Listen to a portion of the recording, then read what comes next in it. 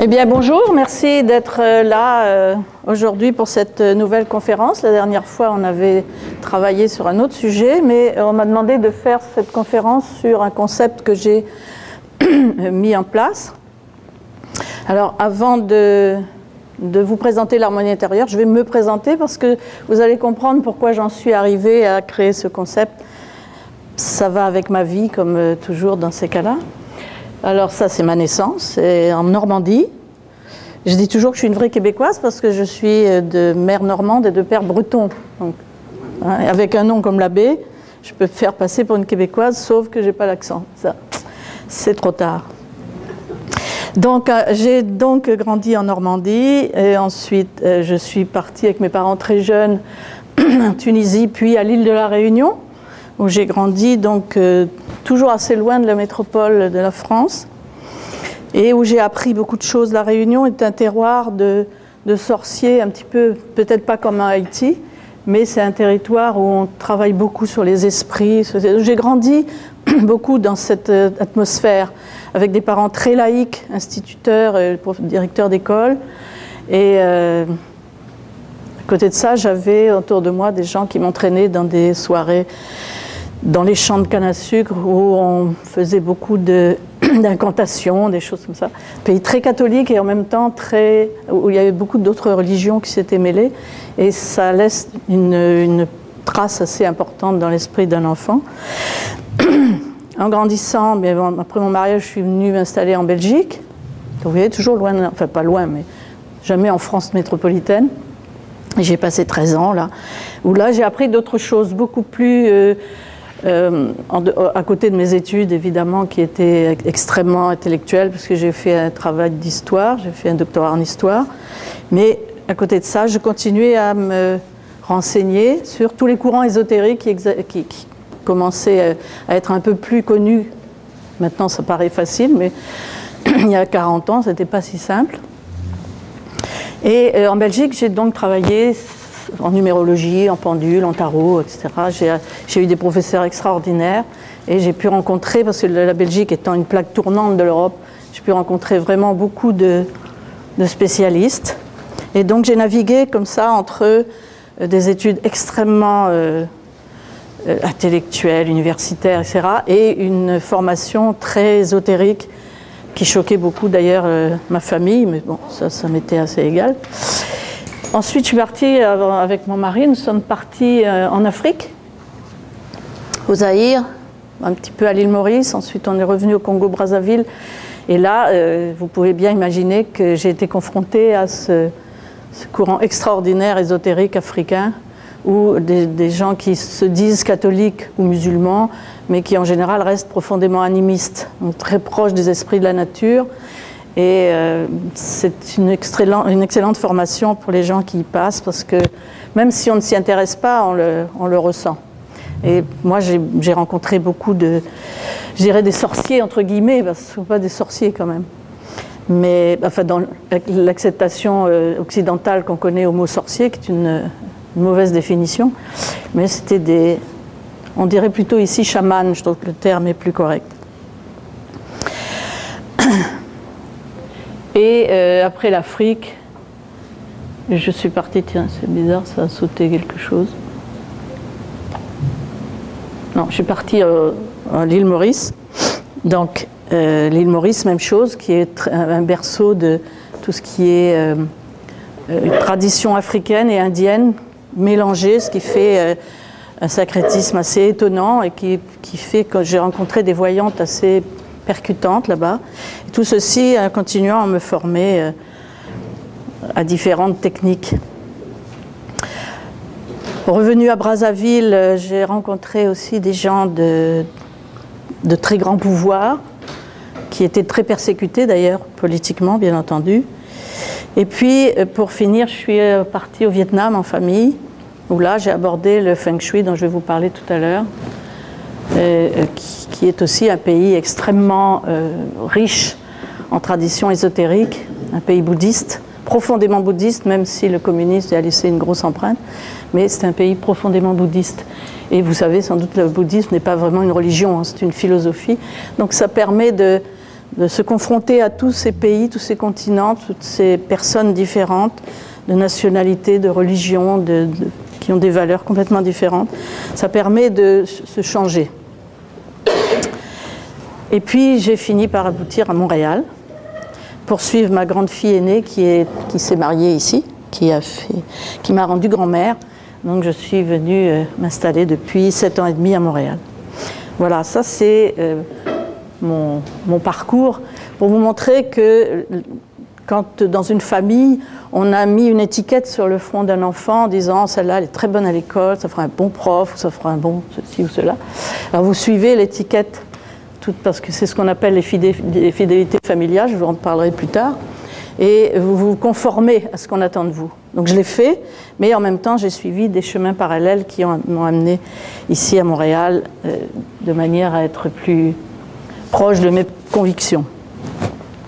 Alors qu'est-ce que ça veut dire que cette harmonie? D'abord l'harmonie, qu'est-ce que c'est? Vous savez qu'on essaye dans le mot harmonie de trouver un équilibre tout simplement, essayer d'être aussi bien dans sa tête que dans son cœur, que dans son corps. Et l'harmonie intérieure, pourquoi intérieure? Parce que ce qui m'intéresse évidemment c'est ce que nous ressentons, ce que nous essayons de vivre. Quel est ce fameux concept dont je vous parle? Et je vais revenir un petit peu en arrière parce que j'ai dû me tromper de proche. Donc ce nouveau concept que j'ai inventé, entre guillemets, je me suis aperçue qu'en travaillant et en faisant des stages, des formations, des séminaires, que j'étais très attirée par tout ce qui était ésotérique, mais en gardant les deux pieds sur terre, pour ne pas partir dans des projets fumeux, etc. Et j'ai remarqué, surtout après mon voyage en Asie, parce qu'à partir du Vietnam, je suis allée en Chine, au Cambodge, etc., rencontrer des maîtres en feng shui. Et je me suis rendu compte que si on voulait vraiment être en harmonie dans son corps, dans son cœur, dans son esprit, il fallait d'abord être en harmonie dans son environnement. Et c'est l'harmonie de son intérieur. Vous savez qu'en français, on dit aussi bien chez moi que je vous présente mon intérieur en montrant son appartement, sa maison. Donc cet intérieur-là, c'est la première chose qu'il faut remettre en harmonie avant de pouvoir imaginer qu'on soit soi-même vraiment bien dans ses bottes. L'intérieur, c'est le feng shui qui m'a amené, je dis feng shui parce que c'est plus facile, les Européens, en chinois on prononce feng shui. Et le feng shui c'est une science vraiment, une science orientale qui s'est développée surtout en Chine et qui permet de voir comment rétablir un équilibre, donc une harmonie dans son intérieur, donc dans sa maison, dans son appartement. Et ça permet, en rétablissant l'équilibre, de créer un flux d'énergie qu'on appelle le chi, le ki, QI. Ça, c'est pour vous. Et donc, le chi, c'est le nom chinois, le nom asiatique de l'harmonie, de l'énergie qui circule. Quand vous n'allez pas bien, c'est que votre énergie est bloquée quelque part, que ce soit dans le corps ou dans l'esprit, on le verra plus tard. Mais déjà dans votre environnement, tout de suite là, on pourrait dire même déjà dans cette salle, est-ce qu'elle a un bon feng shui, est-ce qu'elle a une bonne harmonie? Et déjà, on peut voir que cette porte devrait être fermée parce qu'on devrait être en vase clos, sinon tout s'enfuit. Qu'on ne met jamais une porte devant une fenêtre, par exemple, parce que l'énergie passe à toute vitesse et elle ne circule pas, etc. Donc voilà, ça, je vais vous dire assez rapidement quand même quelles sont les grandes lignes du feng shui. Donc, l'harmonie intérieure, c'est cette approche qui est un peu, c'est pas une grande originalité, je pense que n'importe qui l'aurait trouvé, mais c'est un outil de croissance personnelle, tout simplement. En dehors de tout ce qui est au départ, par exemple en psychologie, en psychogénéalogie, en analyse, en psychanalyse, etc., ou en programmation neurolinguistique, en hypnose, enfin, ça j'en parlerai à la fin, mais cet outil de croissance personnelle vous permet de vous prendre en main vous-même. Ce qui est le plus important, c'est de dire, je vais décider, moi, Au lieu d'attendre que le médecin me donne ses ordres et ses médicaments, le psychologue me dise comment je dois penser, le maître d'école me dise... C'est revenir à sa propre croissance personnelle avec ses propres outils. Alors les 3 piliers de la croissance personnelle, et on va s'en apercevoir dans tout ce que je vais vous présenter, c'est d'abord l'appartenance, c'est-à-dire que la première chose qu'on doit ressentir, c'est qu'on appartient à un clan, par exemple, à son clan familial, à son clan social, à son clan politique. Vous pouvez même appartenir à un club de boules, c'est un petit peu réduit, mais pourquoi pas. En tout cas, il faut se sentir appartenir. L'être humain n'est pas fait pour vivre seul. Il a beaucoup de mal à vivre d'une manière solitaire. Il y a des gens qui vous disent ça, mais c'est une réponse à une énorme souffrance, et c'est assez rare. On a vraiment besoin de se retrouver en groupe, appartenir à quelqu'un, se faire reconnaître. On a été connu à la naissance, on a besoin d'être reconnu dans n'importe quel clan. Et les clans, on en parlera plus tard. Le deuxième pilier, c'est l'ordre. Et c'est là qu'on retrouve beaucoup le feng shui, mettre de l'ordre. Aussi bien mettre de l'ordre dans son environnement que dans sa famille, dans son clan, dans ses amitiés, dans son milieu social. S'il n'y a pas d'ordre, il y a conflit et automatiquement, ça génère des problèmes dans le corps, dans l'esprit, dans le cœur, etc. Donc, l'ordre, c'est ça, c'est mettre de l'ordre. Je vous montrerai en feng shui comment ça se présente, mais vous verrez que dans tout ce qu'on vous demande de faire lorsque vous voulez vraiment avoir un outil de croissance personnelle pour vous aider, c'est mettez de l'ordre. Par exemple, si vous avez un petit coup de blues, tout d'un coup, allez donc ranger vos placards de cuisine ou nettoyer l'intérieur de votre voiture. Et vous verrez que mettre de l'ordre, nettoyer, ça met aussi de l'ordre dans la tête. Donc ça, c'est très important. Deuxième pilier. Troisième pilier, l'équilibre. Et c'est là qu'on retrouve aussi cette notion de feng shui. On ne peut pas appartenir à un clan ou à un environnement si l'équilibre ne règne pas. On a besoin d'équilibre. L'équilibre, ça peut être l'équilibre entre donner et recevoir. Si on passe sa vie à donner et qu'on ne reçoit jamais, il y a un énorme déséquilibre et il y a un moment où le conflit éclate. Donc il faut trouver dans son couple, dans ses relations amicales, dans ses relations d'affaires, il faut trouver un équilibre. Il faut je te donne, tu me rends. Et ce n'est pas toujours de l'argent, heureusement, c'est aussi simplement des échanges. Donc, pourquoi est-ce que j'ai ça maintenant? C'est pas là. Ah si, pardon. Donc ça, c'est ce que j'appelle la présentation de la psychanalyse. Ça n'est pas du tout une critique, parce que vous verrez qu'une fois qu'on a réussi à prendre en main ces outils de croissance personnelle et qu'on s'en sert bien, on a parfois, parce qu'il y a eu des désordres fonctionnels dans la famille, des dysfonctionnements, on a besoin d'aller vers des psychologues, des psychanalystes, etc. Pour moi, en général, on fait les choses inversement. C'est-à-dire qu'on va d'abord voir un psy, et ensuite, une fois qu'on a bien ramé, et ce n'est pas inutile au début, mais quand même, on perd beaucoup de temps parce qu'on ne s'est pas débarrassé des choses qui nous sont profondément personnelles, dont on aurait pu déposer les valises. Donc voir un psy, mais peut-être à la suite de ce qu'on veut. Faire de l'hypnose, c'est extrêmement intéressant d'aller voir des hypnothérapeutes aussi. Ça peut être un excellent outil de croissance personnelle, mais encore une fois, comme pour la PNL, programmation neurolinguistique, la psychanalyse, etc. Toutes ces méthodes sont extrêmement intéressantes, mais je reste intimement persuadée qu'on a d'abord besoin d'aller se reconnaître, appartenir, mettre de l'ordre et de l'équilibre, d'abord. Et après, ça va beaucoup plus vite quand on a accès à ces outils-là. Alors, le feng shui en soi-même. Le feng shui, c'est une science donc orientale qu'il a fallu adapter à notre Occident. Parce que, évidemment, les Asiatiques vont vous demander de faire des choses qui vont paraître complètement aberrantes ici. Donc il fallait évidemment beaucoup adapter Il y a pas mal d'auteurs américains, européens qui s'y sont attelés. Et moi, j'ai eu la chance au Vietnam et en Chine de rencontrer des maîtres qui ont eu l'intelligence comme ça de me dire que c'était à nous d'adapter notre harmonie feng shui dans notre environnement occidental qui est tellement différent de climat, de valeurs, d'ambiance, de couleurs, etc.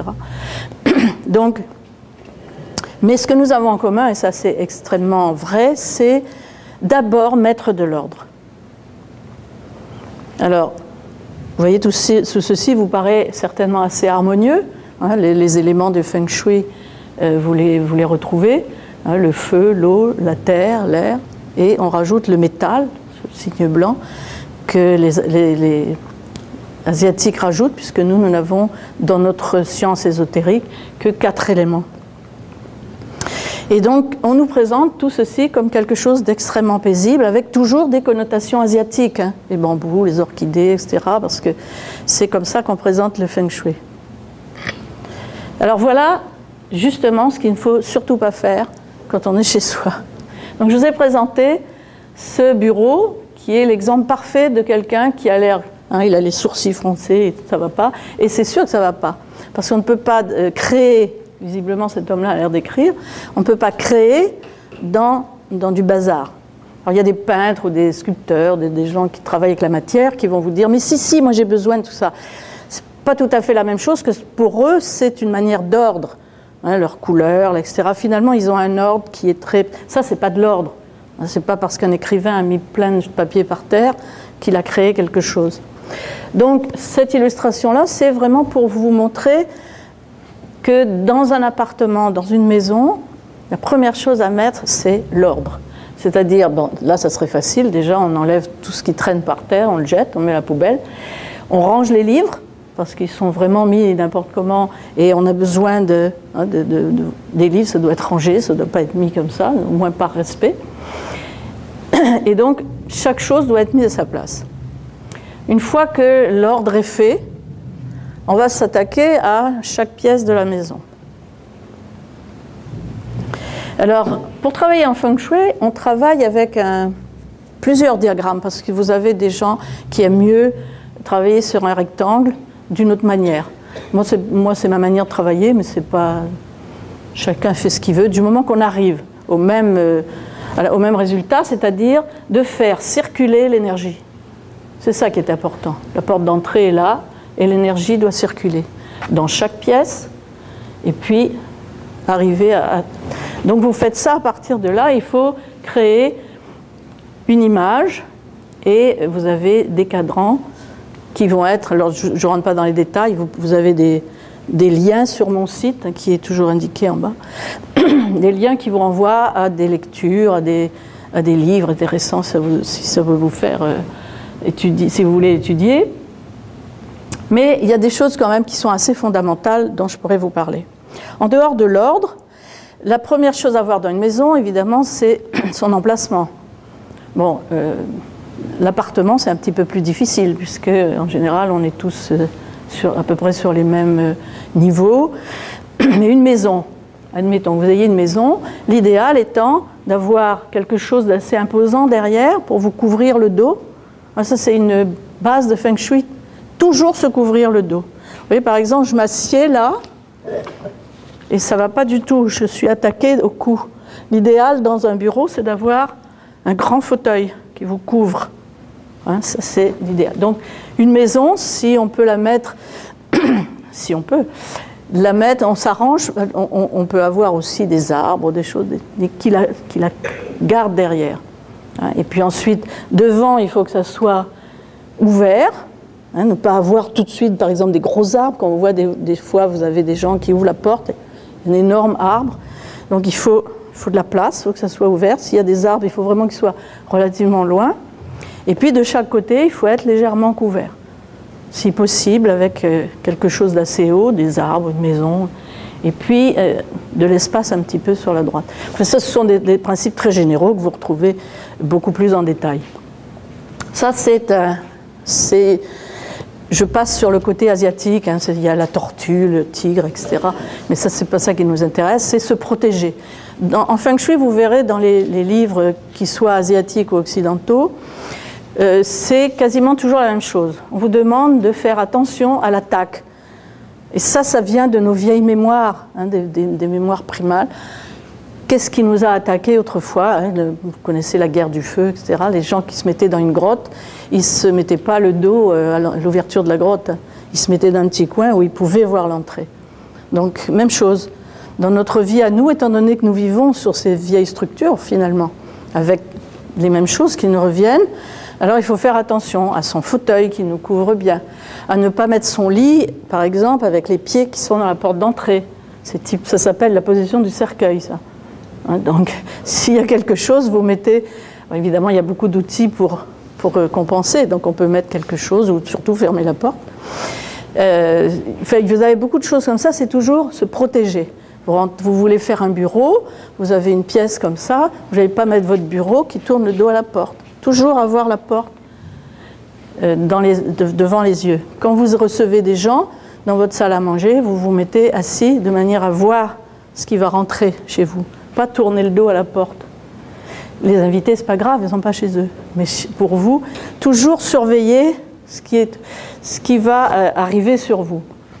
Et puis il y a des tas de petites choses qui sont du style, qui sont un peu plus chinoises là, mais qui ne sont pas inintéressantes, c'est éviter ce qu'ils appellent les couteaux, c'est-à-dire tous les angles qui sont dirigés vers vous. Par exemple, vous avez une très grosse armoire dans une pièce, et vous êtes assis, vous, devant la télévision, et il y a le coin de l'armoire qui vous tape vraiment dessus. Ça serait bien de mettre une plante devant, ou quelque chose comme ça. Vous voyez ? Les autres couteaux, ce sont par exemple les stores californiens, hein, ceux qui s'ouvrent comme ça, là, ou les stores vénitiens. Vous savez qu'on ouvre et puis ça fait des petites lamelles. Si toutes ces lamelles sont ouvertes, c'est autant de choses qui vous attaquent. Alors ça paraît un peu stupide comme ça de dire ça, mais c'est un problème d'énergie. Hein, ce sont des formes qui viennent vers vous. C'est pas dramatique, on n'en meurt pas. Mais si on peut se créer son univers sans avoir tous ces couteaux sur soi, c'est pas plus mal. Donc une fois que vous avez délimité tout ceci, par exemple, si vous êtes à la porte de votre maison et que devant vous il y a un énorme immeuble avec un coin, là, vous êtes juste dans le coin de l'immeuble, c'est bien de mettre une petite breloque en cristal brillant devant la porte d'entrée de manière, parce que le chi va se répercuter là-dessus et il va pouvoir tourner, sinon il sera percutant. Donc une fois que vous avez vu tout ceci pour votre maison, première chose à voir, c'est l'entrée, bien sûr. L'entrée, c'est extrêmement important. Et hors Québec, on sait très bien que l'entrée, en général, l'hiver, elle est encombrée. Il y a 5 paires de bottes, 4 manteaux qui sont par terre, tous les vêtements, les trucs de hockey du petit. Enfin, bon, c'est vraiment en général des entrées qui sont petites souvent. Donc, et c'est justement là qu'il faut mettre l'accent. Pas de désordre. C'est là parce que si le chi, toujours l'énergie arrive, s'il y a un tel désordre, ça repart. Donc vous avez intérêt à avoir une entrée, si possible, une armoire pour mettre vos vêtements. Mais ce n'est pas toujours possible, hélas. Ou alors, si vous n'avez pas cette entrée-là, vous arrangez pour que ce soit le mieux fait possible pour prendre les manteaux, rien ne traîne. Dans une entrée, il faut éviter de mettre un miroir, par exemple. Parce que, comme je vous disais tout à l'heure, pour les fenêtres, si le chi arrive, il va se taper dans le miroir, il repart tout de suite. Il ne va pas rentrer pour énergiser votre maison ou votre appartement. Donc, ici, dans l'entrée, on n'a pas de fenêtre. Non, mais je parle d'un miroir, là. Oui. Donc, si par exemple, vous avez une entrée, voilà, je suis dans l'entrée, et ici, je mets un miroir, ma porte est là. Donc, le chi arrive et il repart par la porte. Donc, si vous voulez mettre un miroir, il faut le mettre sur le côté. Ah, ok. Voilà. Jamais de miroir en face. Jamais d'escalier en face d'une porte. Parce que le chi va rentrer, va tout de suite monter l'escalier, il ne va pas énergiser tout le rez-de-chaussée, tout le premier étage. Donc, c'est très facile, vous mettez ou une plante qui monte, ou un petit paravent. Il y a toujours plein d'outils. C'est pour ça que je vous donne des liens dans mon site pour aller chercher ce qui vous intéresse, vous, hein, ce qui vous permet de voir comment est-ce que je vais faire, parce que bien souvent on ne peut pas faire autrement. Bon, un miroir, on n'est pas obligé de le mettre dans l'entrée, mais souvent on a un escalier devant la porte, ça arrive. Donc il faut mettre quelque chose pour éviter que le chi bloque. Si vous mettez par exemple, vous rentrez dans votre salon, et là, il y a le canapé est là. Il faut faire tout le tour pour aller dans le salon. Ça ne va pas non plus, parce que votre chi est bloqué. Il faut donner de l'espace à l'énergie pour qu'elle puisse circuler le plus facilement possible. Alors ça, c'est... Madame, lorsque la porte d'entrée fait face à des fenêtres coulissantes. Alors, si votre porte d'entrée fait face à des fenêtres coulissantes, il faut vraiment mettre quelque chose entre. Il y a des stores vénitiens. Des stores vénitiens, mais fermés. Mais c'est pas collé quand même, il peut avoir 25 pieds.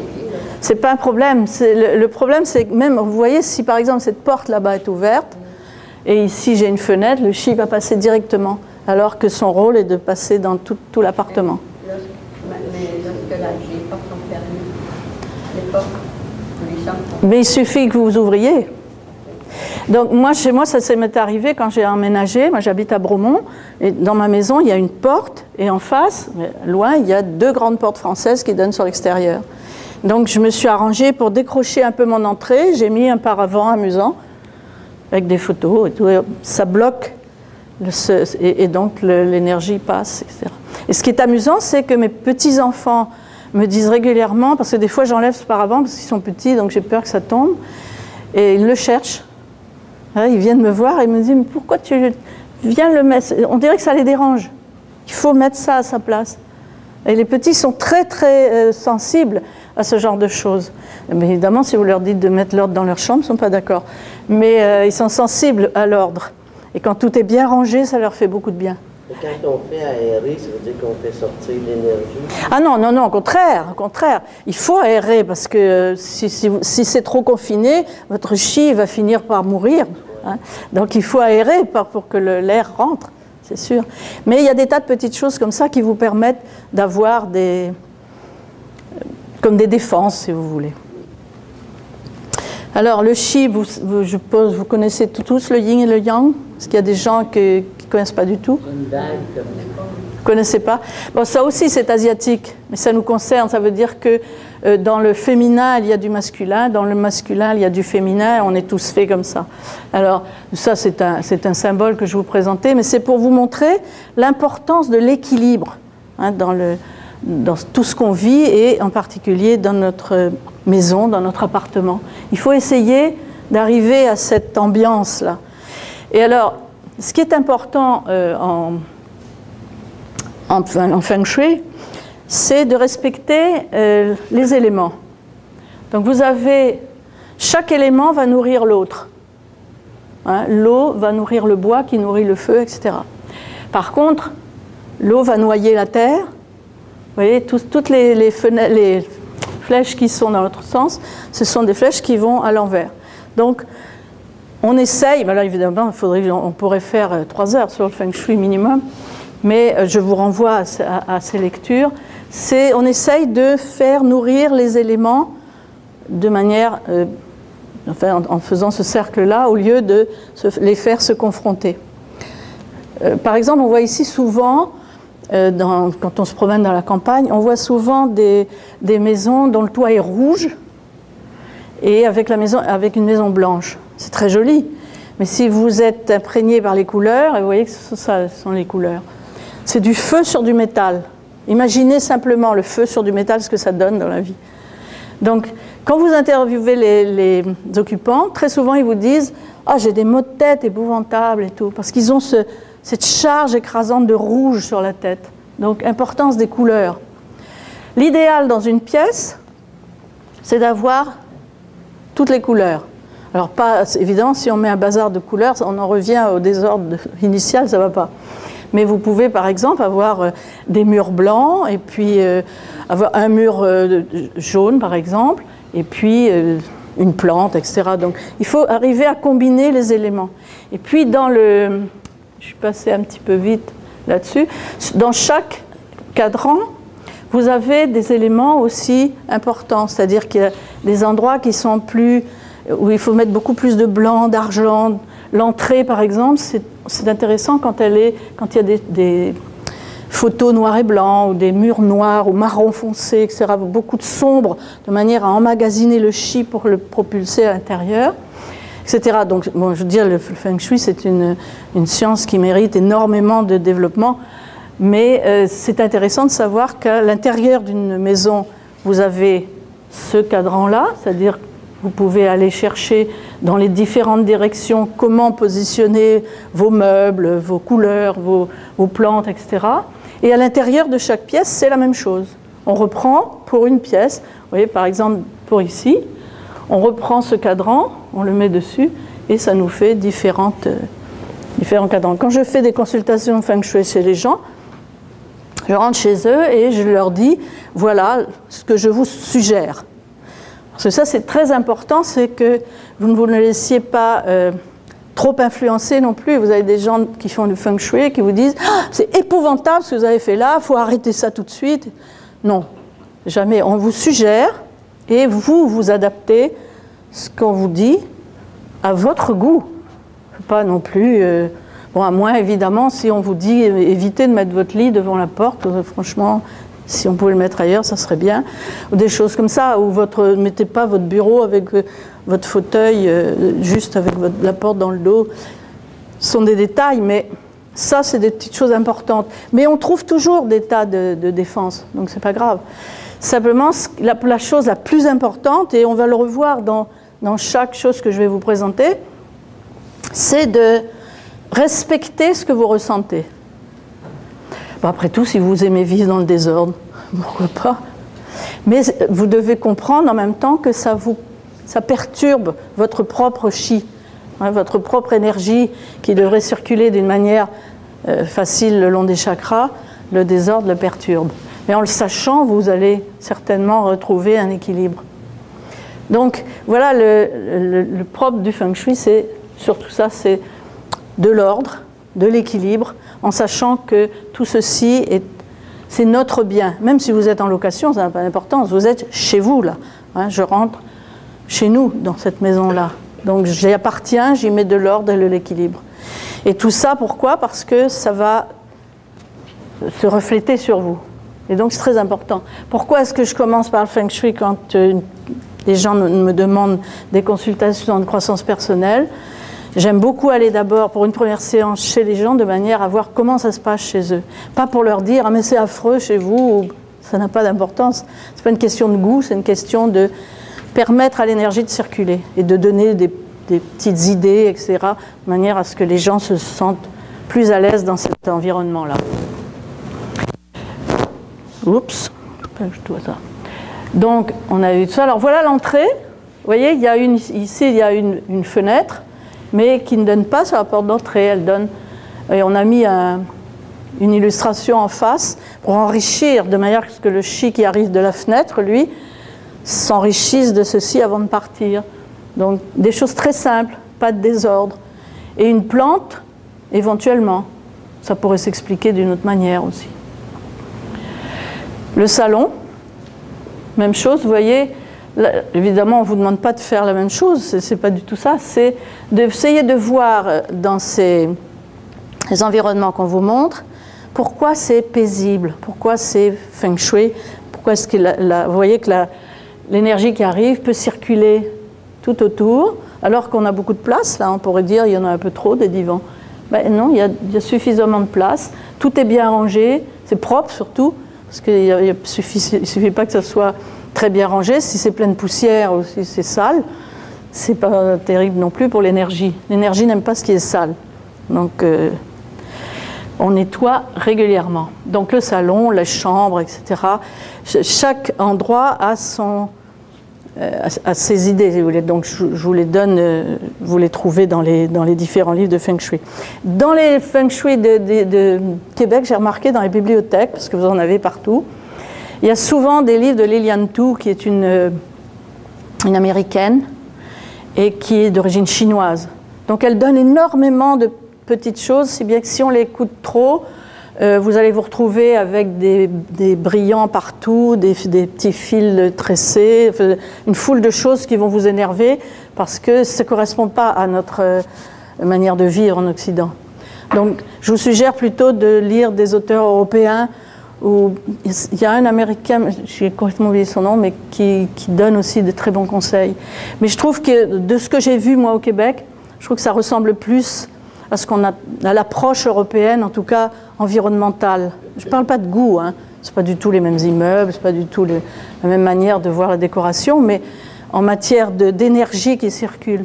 C'est plus facile, les Européens ont mieux, je trouve, traduit l'esprit asiatique.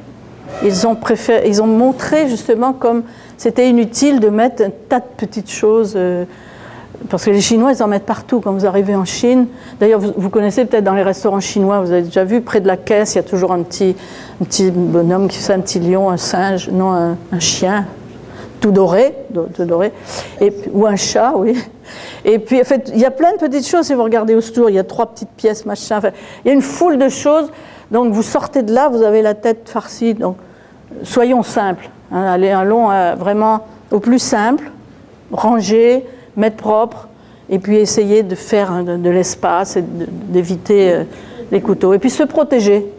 Hein, toujours l'idée, je suis assise à ma table de travail, il faut que j'ai dans mon... Même si elle est là, la porte, et je la vois, pas, je lui tourne pas le dos. Vous voyez, c'est vraiment plein de petites choses comme ça, mais qui peuvent être intéressantes. Alors après le feng shui, une fois qu'on a fait la consultation feng shui dans une maison, dans un appartement, là je donne à mes clients plusieurs pistes. Là je vous présente la numérologie, c'est vraiment le livre de base de la numérologie, ce qu'il y a de plus simple. Ou éventuellement une consultation en astrologie. Moi j'en ai très peu fait, donc j'ai plutôt aimé la numérologie. Et pour d'autres raisons, mais les astrologues peuvent aussi vous donner une espèce d'approche de votre thème de naissance. Alors, moi j'ai aimé la numérologie, pourquoi? Parce que, contrairement à l'astrologie où on parle beaucoup d'avenir, de tout ce qui va se passer, etc., la numérologie, si elle est bien faite, parce qu'on peut aussi jouer à Madame Soleil hein, quand on a envie, mais si elle est faite correctement avec le respect du client, c'est surtout parler de vos potentialités. Voilà, de vos nombres, ça a l'air tout bête, hein, mais c'est vrai que ça marche quand même bien. Voilà vos nombres, voilà pourquoi vous êtes là, votre mission de vie, entre guillemets, parce que c'est aussi quelque chose qui est relativement ésotérique, qui ne plaît pas à tout le monde, mais au moins avoir quelles sont les potentialités que j'ai dont je ne me suis jamais servi. Et puis on peut le faire à 20 ans comme à 75, c'est pas un problème ça. Moi, ma spécialité, c'est surtout d'offrir en cadeau la numérologie d'un enfant qui vient de naître. Et donc, étant donné que j'en fais depuis 40 ans à peu près, j'ai beaucoup de retours maintenant de gens qui ont 40 ans, ou 35 ans, ou 30 ans, des parents de ces gens-là que j'ai connus à l'époque. Et donc, j'ai des retours qui me montrent qu'effectivement, si on a un thème numérologique qui est bien bâti pour un bébé, on peut faire certaines choses qui nous guident en tant que parents. Je vous donne un exemple tout bête. C'est une amie qui avait un petit garçon et qui après eu un bébé-fille de 3 ans après. Et je lui avais fait la numérologie de son petit. Et c'était vraiment, je disais, celui-là, il faut toujours le cadrer. C'est un enfant qui va être extrêmement... et c'est pas faire de la prospective, ça. C'est simplement, ce caractère est comme ça. Hein, un enfant qui est très, très... pas hyperactif, peut-être pas exagéré, mais c'est un enfant qu'il va falloir beaucoup encadrer. Un enfant il va falloir lui faire du sport, des activités, etc. Il faudra beaucoup lui parler. Donc elle l'a fait. Mais même tout petit, hein, tout petit bébé. Et ça marchait très bien. Et quand elle a eu sa petite fille, je lui ai dit, écoute, c'est exactement l'inverse. Tu as fait une petite princesse à qui il va falloir laisser énormément de latitude parce que c'est une artiste. On sent que c'est un enfant qu'il va falloir laisser créer tout le temps. Pas l'obliger à faire des choses, ça va être... Et donc elle a voulu élever sa petite fille comme son fils, parce qu'elle était habituée. Et donc elle lui a donné... Et ça se passait extrêmement mal. Donc à cette époque-là, j'étais en Afrique au début, elle m'envoie une lettre en me disant, parce qu'à l'époque on écrivait des lettres, elle m'envoie une lettre me disant, mais écoute, moi je suis embêtée parce que ça va pas du tout, voilà ce que fait la petite et tout, est-ce que tu aurais un conseil? Donc, j'avais heureusement gardé toutes mes numérologies et je vois ce que je lui dis. Il me semble bien que je t'avais donné conseil de laisser cette petite s'exprimer vraiment, de pas la cadrer trop. Et puis, c'est ce qui s'est passé. Ils ont laissé cette petite fille et maintenant, elle est danseuse à l'Opéra à Bruxelles. C'est une très bonne danseuse parce qu'on lui a laissé faire ce qu'elle voulait. On ne l'a pas obligée à faire des choses. Sinon, elle était partie faire du karaté ou du cheval comme son frère. Je voudrais savoir votre numérologie pour la personne, vous avez un enfant, ça, le faites-vous à partir des chiffres de sa naissance? Alors, je vais vous montrer comment est-ce qu'on fait de la numérologie. Je voulais d'abord vous présenter pourquoi. Parce que des fois, on me dit, oh, franchement, avec des nombres. Et étant donné, moi, mon éducation, avec un père directeur d'école, une mère institutrice, je peux vous dire que quand j'ai dit que je faisais de la numérologie, heureusement que j'étais adulte, hein, parce que ça ne leur a pas tellement plu. Donc, mais c'est vrai que c'est quelque chose qui apporte énormément de renseignements sur une personnalité. Donc, vous voyez, c'est un... Bon, je le trouve joli, celui-là, c'est pour ça que je le mets, mais voilà, ce sont les 9 nombres de base. Hein. En numérologie, on ne parle jamais de chiffres, on parle de nombres. Alors que c'est faux en mathématiques, mais ce n'est pas grave. Donc, ce sont les nombres de base et c'est les nombres qui vont vous guider dans votre vie. Alors, très rapidement, hein, le 1, c'est le nombre du chef, du leader, celui qui... Donc, si vous avez, par exemple, je vais montrer comment on fait votre date de naissance, vous donne un 1, c'est vraisemblablement vous êtes un chef dans la vie. Le 2, c'est le suiveur, c'est celui qui accompagne, c'est plus facile. Le 3, ça va être... là aussi, vous avez plein d'exemples hein, sur mon site. Ce n'est pas la peine que vous perdiez du temps à écrire, parce que vous auriez la tête comme ça. Donc le 3, c'est le créatif, l'original, la joie de vivre, etc. Le 4, c'est le travailleur. Et j'ai remarqué que chez mes 3 enfants, il manquait du 4. Et c'est vrai qu'ils ont soit trop de travail, soit pas assez. Mais depuis toujours, ça a été comme ça. Ils ont un problème avec le travail. Mais je l'ai fait après, ça, cette numérologie. Mon fils, je l'ai appelé Raphaël pour ces raisons-là, pour qu'il ait tous ces nombres. Mais je n'ai pas assisté à l'époque, mais j'aurais dû. Le 5, c'est celui qui bouge, c'est le nomade. Hein, c'est celui qui est entre tous les autres chiffres, c'est celui qui est enrichi des autres, c'est celui qui est capable de s'adapter, c'est le Gémeaux de l'astrologie. Le 6, c'est celui de la famille. Le 6, c'est le nombre de l'harmonie. L'harmonie intérieure, c'est le nombre de la famille, le nombre de l'équilibre, celui qui est le vrai maître de Feng Shui, nombre 6. Le 7, c'est le penseur, le philosophe, celui qui est très attiré par les sciences ésotériques, c'est le religieux, tout ce qui pense beaucoup.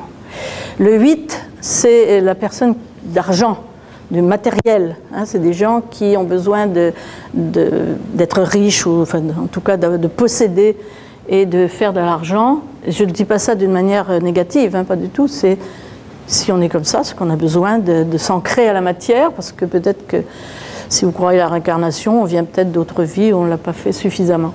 Et le 9, c'est le sage, si vous voulez, c'est la fin de ces chiffres-là. C'est celui qui est capable d'embrasser beaucoup de choses. C'est l'intellectuel philosophe, mais sage en même temps. C'est la carte du pape du tarot, si vous voulez. Alors voilà comment on fait sa numérologie. On fait un tableau et c'est extrêmement simple.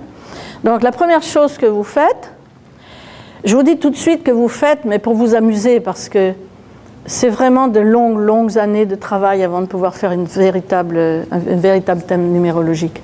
C'est pas si simple que ça. Si on pouvait ouvrir le livre et faire son thème, ça serait très facile, mais c'est pas du tout comme ça. Donc, il y a des gens qui sont spécialisés pour faire la numérologie. Oui. Oui, c'est un thème numérologique, c'est comme un thème astrologique. Ouais, moi, je vous bâtis un thème numérologique à partir de votre prénom, de vos prénoms, de votre nom et votre date de naissance. Donc, première chose, vous préparez votre prénom. Si vous en avez plusieurs, c'est très important de savoir quel est le prénom usuel. Parce que souvent, moins maintenant, mais à notre génération, vous vous souvenez, souvent on nous donnait un prénom puis on employait le 3e par exemple. Donc ça aussi c'est important, c'est celui-là qui compte. Pardon ? On compte ça. Oui, alors vous mettez par exemple, moi je vois Catherine, hein, donc 3 plus 1 plus, etc. Vous voyez? Vous mettez chaque nombre en face de votre prénom. Ouais, on va faire très rapidement. On va mettre Suzy, par exemple. Donc, S égale 1. Ensuite, vous avez vu, vous cherchez votre U, c'est du 3. 3 plus 1, ça fait 4. Z, c'est 8. C'est 4, 12. Et Y, mettons c'est Y, c'est Suzy en entier, 12 et 7, 19. 19, et la numérologie se fait à partir de l'addition des nombres l'un avec l'autre. Si c'est 19, c'est 9 plus 1 égale 1. D'accord? Enfin, 10 et 1. Ça revient à 1. Vous éliminez au fur et à mesure jusqu'à ce que vous ayez en dessous de... Sauf les nombres 11 et 22. Donc j'ai 26, là, moi. Là. 8. 6 plus 2, 8. Et ça, c'est quoi? C'est votre prénom. Oui, mon prénom. Ça, c'est votre prénom. Alors, il faut faire le nom, ou les autres prénoms aussi. Votre nom plus le prénom, ça sera votre nom de personnalité. C'est-à-dire quel est le nombre qui vous guide dans la vie. Le prénom ou le nom, pour tout ce qui est professionnel. Les prénoms, mais les prénoms qu'on vous a donnés vraiment au baptême, parce qu'enfin ici, à peu près tout le monde est baptisé, plus le nom, et ça sera votre nom de personnalité en général. Donc si vous trouvez un 6 par exemple, théoriquement vous devriez être plutôt porté sur les problèmes de famille, sur l'harmonie dans votre couple, enfin des choses dans la famille, etc. Vous êtes un 1 et vous dites, tiens, c'est moi qui porte la culotte par exemple dans la maison, parce que c'est là que ça sort. Bon, si votre mari est 1 aussi, là on est mal. Donc, 22, il faut le garder, parce que 22 c'est un maître nombre. Le 11 et le 22 sont des maîtres nombres. C'est-à-dire qu'il y a une vibration très différente là-dedans. Hein, dans le 22, c'est des gens en général qui éventuellement pourraient être médiums, qui ont quelque chose de vibrant chez eux. Sauf s'ils l'ont refusé pour une raison ou une autre, et que dans leur vie, il y a eu des choses tellement difficiles ou des souffrances qu'ils n'ont pas pu atteindre, et bien c'est du 4. 2 plus 2 égale 4. Et là, c'est travail. Et 11, alors c'est plutôt le nombre des gens inspirés, le 11. Des auteurs, des artistes, etc. Mais inspirés vraiment, vous voyez. C'est un peu des gens comme Vigneault, hein, des gens qui créent comme ça. Donc là, mon nom de famille, c'est 29. Fait que je réduis à 11. 11. Oui, c'est que le nom de famille. Oui, le nom de famille, il faut que je l'additionne avec le nom de... Avec votre prénom. Ah bon, ça fait... Donc c'est pour ça que je vous renvoie toujours, là, parce que là aussi, la numérologie, on pourrait en faire énormément. J'ai 10. Ça fait 1. C'est 1. Vous êtes chef? 45 plus 48. Ça fait combien? C'est le 8, 5, 13, 93. J'ai toujours... Oui, vous pouvez faire 9 plus 12. Ça fait 3. 12, ça fait 2 et 1, 3. Vous êtes créatif? Non? Vous êtes joyeux? Non? Oh! Alors vous avez peut-être fait une erreur dans vos comptes aussi. C'est très très délicat la numérologie, parce que souvent on part, oui j'ai fait ça, ça va pas du tout, et puis on refait les comptes, puis ça va pas du tout non plus. La date de naissance, qu'est-ce qu'elle vient faire? Alors, ça c'était votre personnalité. Le prénom c'est comme vous êtes dans au profond de vous-même. Les prénoms c'est vos potentialités dans la vie.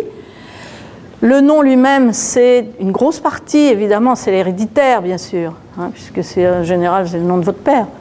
Donc, pour les femmes, évidemment, vous donnez votre nom de jeune fille, hein, pas le nom de votre mari. Ça, vous le ferez après, parce que ça aussi, ça a une importance. Tout a une importance dans les nombres. Et puis, l'ensemble, donc prénom plus nom, ça s'appelle la personnalité. Enfin, il y a des tas de gens qui changent les noms, parce que comme ils ont écrit un livre, ils veulent que ça ressemble à autre chose. Donc on change les noms, mais en gros c'est ça, c'est votre personnalité, à quoi vous ressemblez. Et ensuite, vous avez votre date de naissance. Alors là c'est facile d'ajouter, vous faites soit, je ne sais pas, 9 juin 1980, donc vous mettez 9 juin 1980 et vous faites le total, c'est facile. Et puis après vous le faites dans l'autre sens. Ou vous pouvez le faire sur une seule ligne. 9 plus 6 plus 1, etc. 29 juin. 35 plus, à vous de le faire. Il faut plus 1, plus 9, plus 3, plus 9. Vous rajoutez tout ça, et ça vous donne un nombre. Et ça, c'est votre destin. C'est-à-dire, quel est votre destin? Alors, même chose, on repart dans les nombres. Un destin 1, ben, c'est un destin de chef en général, ou c'est quelqu'un qui va être obligé, en tout cas, même s'il ne l'est pas profondément. Il peut avoir. C'est ça l'intérêt aussi de faire de la numérologie, c'est de mettre maintenant les nombres en correspondance. Vous imaginez que vous avez un destin 1 et que votre personnalité est 2. Et bien là, vous savez que ce n'est pas évident, parce que vous êtes quelqu'un qui a besoin de suivre, qui a besoin d'aider, et votre destin vous oblige à prendre les rênes. Oui. Moi, je voudrais savoir si ça a été correct, mon destin. Pardon. Parce que là, j'ai 29 juin 39. Fait que là, je fais quoi avec ça? Là? Vous additionnez 2, 9, 6, 1, 9, 3, 9. Et tout ça, ça vous donne un nombre que vous additionnez encore. Je l'ai décortiqué. Ah, on a parlé de 11, 2, 9, 6, oui. 3, 9. 33, c'est un nombre extrêmement vibrant. Il faut vraiment être dans des milieux extrêmement ésotériques pour travailler avec le 33. C'est vraiment un nombre christique. Enfin. Moi, c'est ça que ça donne, madame. Oui, mais enfin, il vaut mieux me faire un 6. À moins d'avoir tout en 11, 22, 33, là, c'est que il y a quelque chose qui bouge. L'année donne 22. Ah, il faudrait voir. Fait que là, j'ai 1, 1. Ah, ben c'est bien, votre destin. Si vous avez 1 en personnalité et 1 en destin, c'est merveilleux, c'est que ça correspond. Donc déjà, il y a une bonne chose. J'ai emmerdé tout le monde. Voilà. Mais bon, ceci dit, ça c'est bon. Je ne sais pas pourquoi elle est venue là, cette photo, j'ai dû me tromper. C'est mon jardin feng shui, ça. C'est beau. Et donc, ça serait si simple. Hein, si je vous disais, vous allez prendre le livre de Fermier, et puis vous faites tous vos nombres, et puis vous allez en face, le 6, ça veut dire ça. C'est pas du tout comme ça, la numérologie. Bon, c'est vrai, il y a des grands axes, etc. C'est comme en astrologie. On vous dit, par exemple, c'est pour que vous ayez les deux sons de cloche, là. Hein. En astrologie, on va vous dire « Ah, mais toi, t'es Gémeaux, donc t'es très flirt, t'aimes bien, tu papillonnes, etc. » C'est vrai que le Gémeaux a tendance, comme ça, c'est un signe d'air, un mercurien qui aime les connaissances, mais qui aime aussi beaucoup papillonner. Mais en même temps, il n'y a pas que le signe de base, c'est comme en numérologie. Il n'y a pas que le nombre de personnalités qui compte. Il y a aussi d'autres nombres. Donc, par exemple, si vous avez une lune en astrologie qui est dans un signe fixe, hein, une lune, je ne sais pas dans quoi elle pourrait être, moi, en balance, peut-être pas en air, mais enfin en tout cas une lune qui soit vraiment fixée. La lune, c'est une Vénus, l'amour. Ça veut dire que si vous avez un Vénus dans un signe fort, eh bien, vous serez fidèle. Et on va vous dire, ah oui, mais pourtant tu es Gémeaux. Donc vous voyez, il faut prendre chaque planète en astrologie et puis mettre toutes ces planètes en correspondance, plus le thème astrologique. Et en numérologie, il faut prendre chaque nombre. Là, je vous en ai donné 3, mais il y en a beaucoup plus. On fait des sous-nombres, il y a beaucoup de calculs à faire. Et il faut mettre tous ces nombres en correspondance.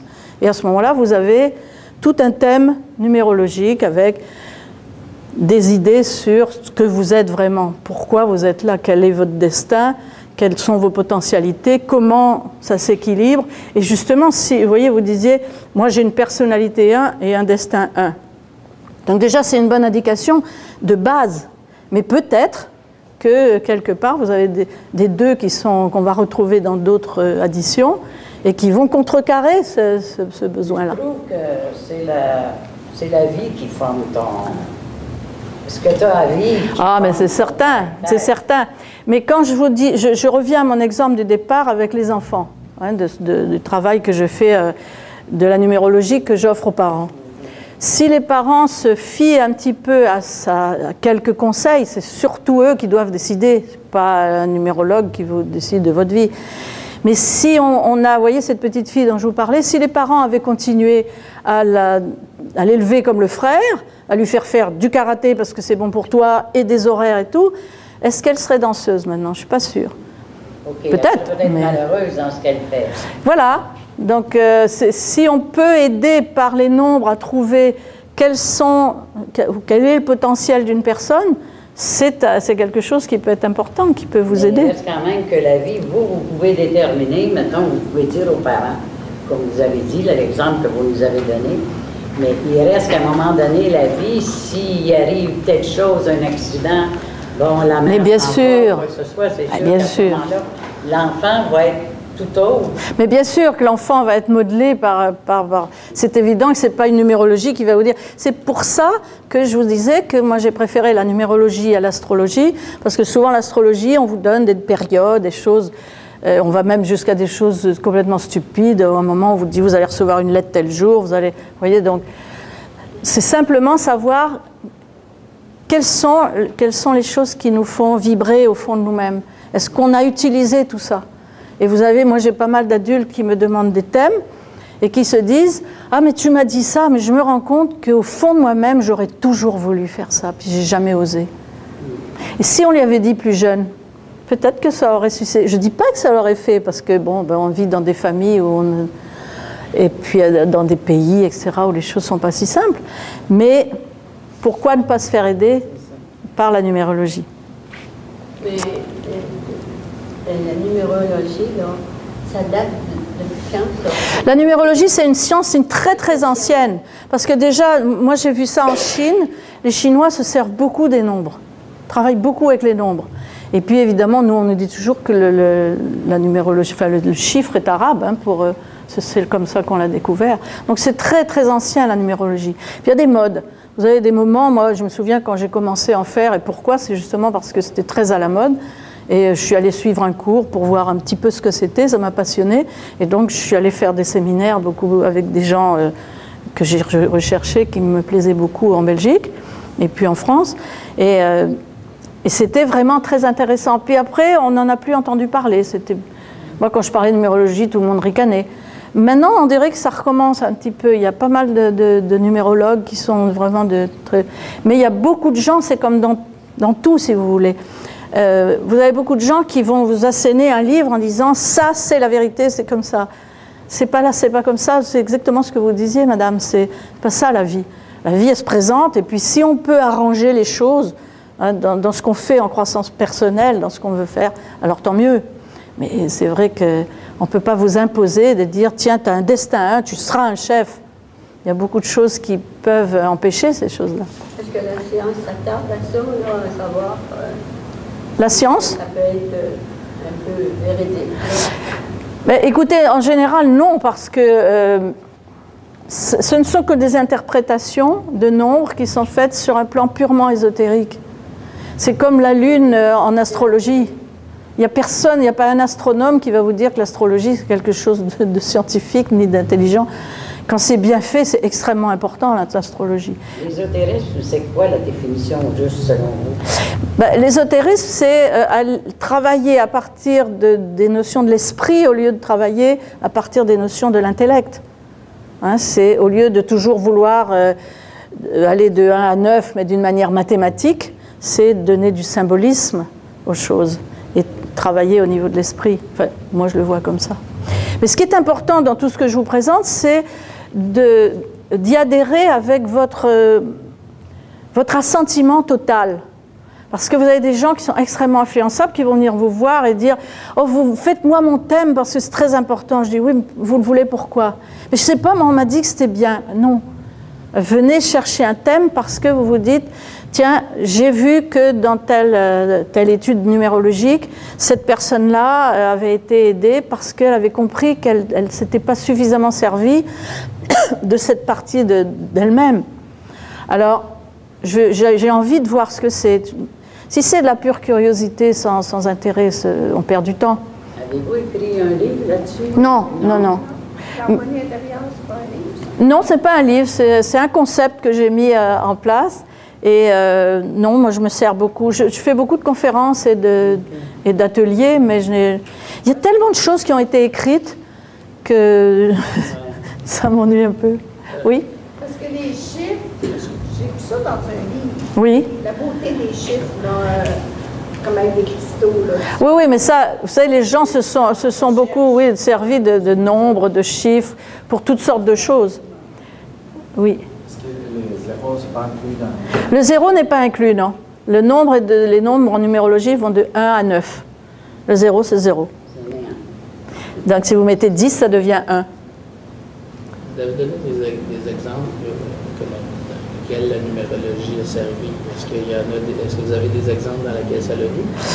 Alors, dans lesquels ça a nuit, honnêtement, non. Moi, j'en ai fait pas mal, beaucoup moins maintenant, parce que vous verrez, je travaille sur un autre plan.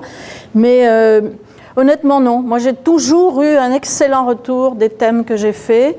Pas parce que je les ai faits, mais parce que les gens en avaient vraiment envie, avaient vraiment besoin de se servir d'un outil qui est comme un autre outil, hein, de ce que je vous montre. Par exemple, vous faites la numérologie d'un enfant, vous dites aux parents, donnez des conseils sur comment l'élever.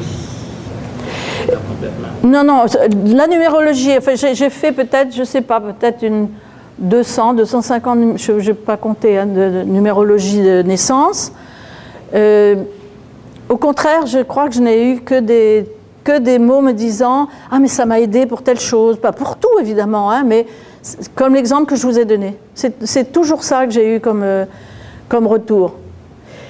À moins que les gens, peut-être... j'ai rarement eu de gens qui ne m'aient pas dit ce qui s'était passé. En général, j'ai souvent eu des courriers, des choses... Je vous dis, quand j'en ai fait beaucoup, moi, c'était plutôt entre il y a 30 et 20 ans, et on s'écrivait à cette époque-là, on ne voyait pas de courriel, et malgré tout, j'avais pas mal de lettres de gens qui m'expliquaient comment ça les avait aidés vis-à-vis d'un petit qui ne comprenait pas toujours, et je leur donnais pas des conseils de puéricultrice, hein, c'était vraiment, vous voyez, comme je vous dis, la petite fille, essayer de la laisser libre, essayer de... Si elle a envie, par exemple, de faire du dessin alors que c'est l'heure des mathématiques, regardez si on ne pourra pas faire les mathématiques plus tard. Mettez-la plutôt dans une école Montessori que dans une école de type français pur, de manière à ce qu'elle ait plus d'espace. Et c'est ce qu'ils ont fait. Leur petit était au lycée français de Bruxelles, où c'était structuré, et la petite est allée chez Montessori, où elle avait beaucoup de liberté, où elle s'est sentie elle s'est épanouie. C'est pas à cause de moi, mais c'est parce que les parents ont vu, en quelques lignes comme ça, se sont dit, tiens, si on essayait ce qu'on nous dit sur la petite. Et puis, bon, j'en ai plein d'exemples comme ça de parents qui m'ont dit après, ah oui, c'était bien, mais mes propres filles, mes propres petits-enfants, ma fille m'a dit un peu plus tard que la semaine dernière, mais heureusement que tu m'as dit qu'il fallait laisser mon petit faire du sport tout le temps, qu'il soit dehors, etc.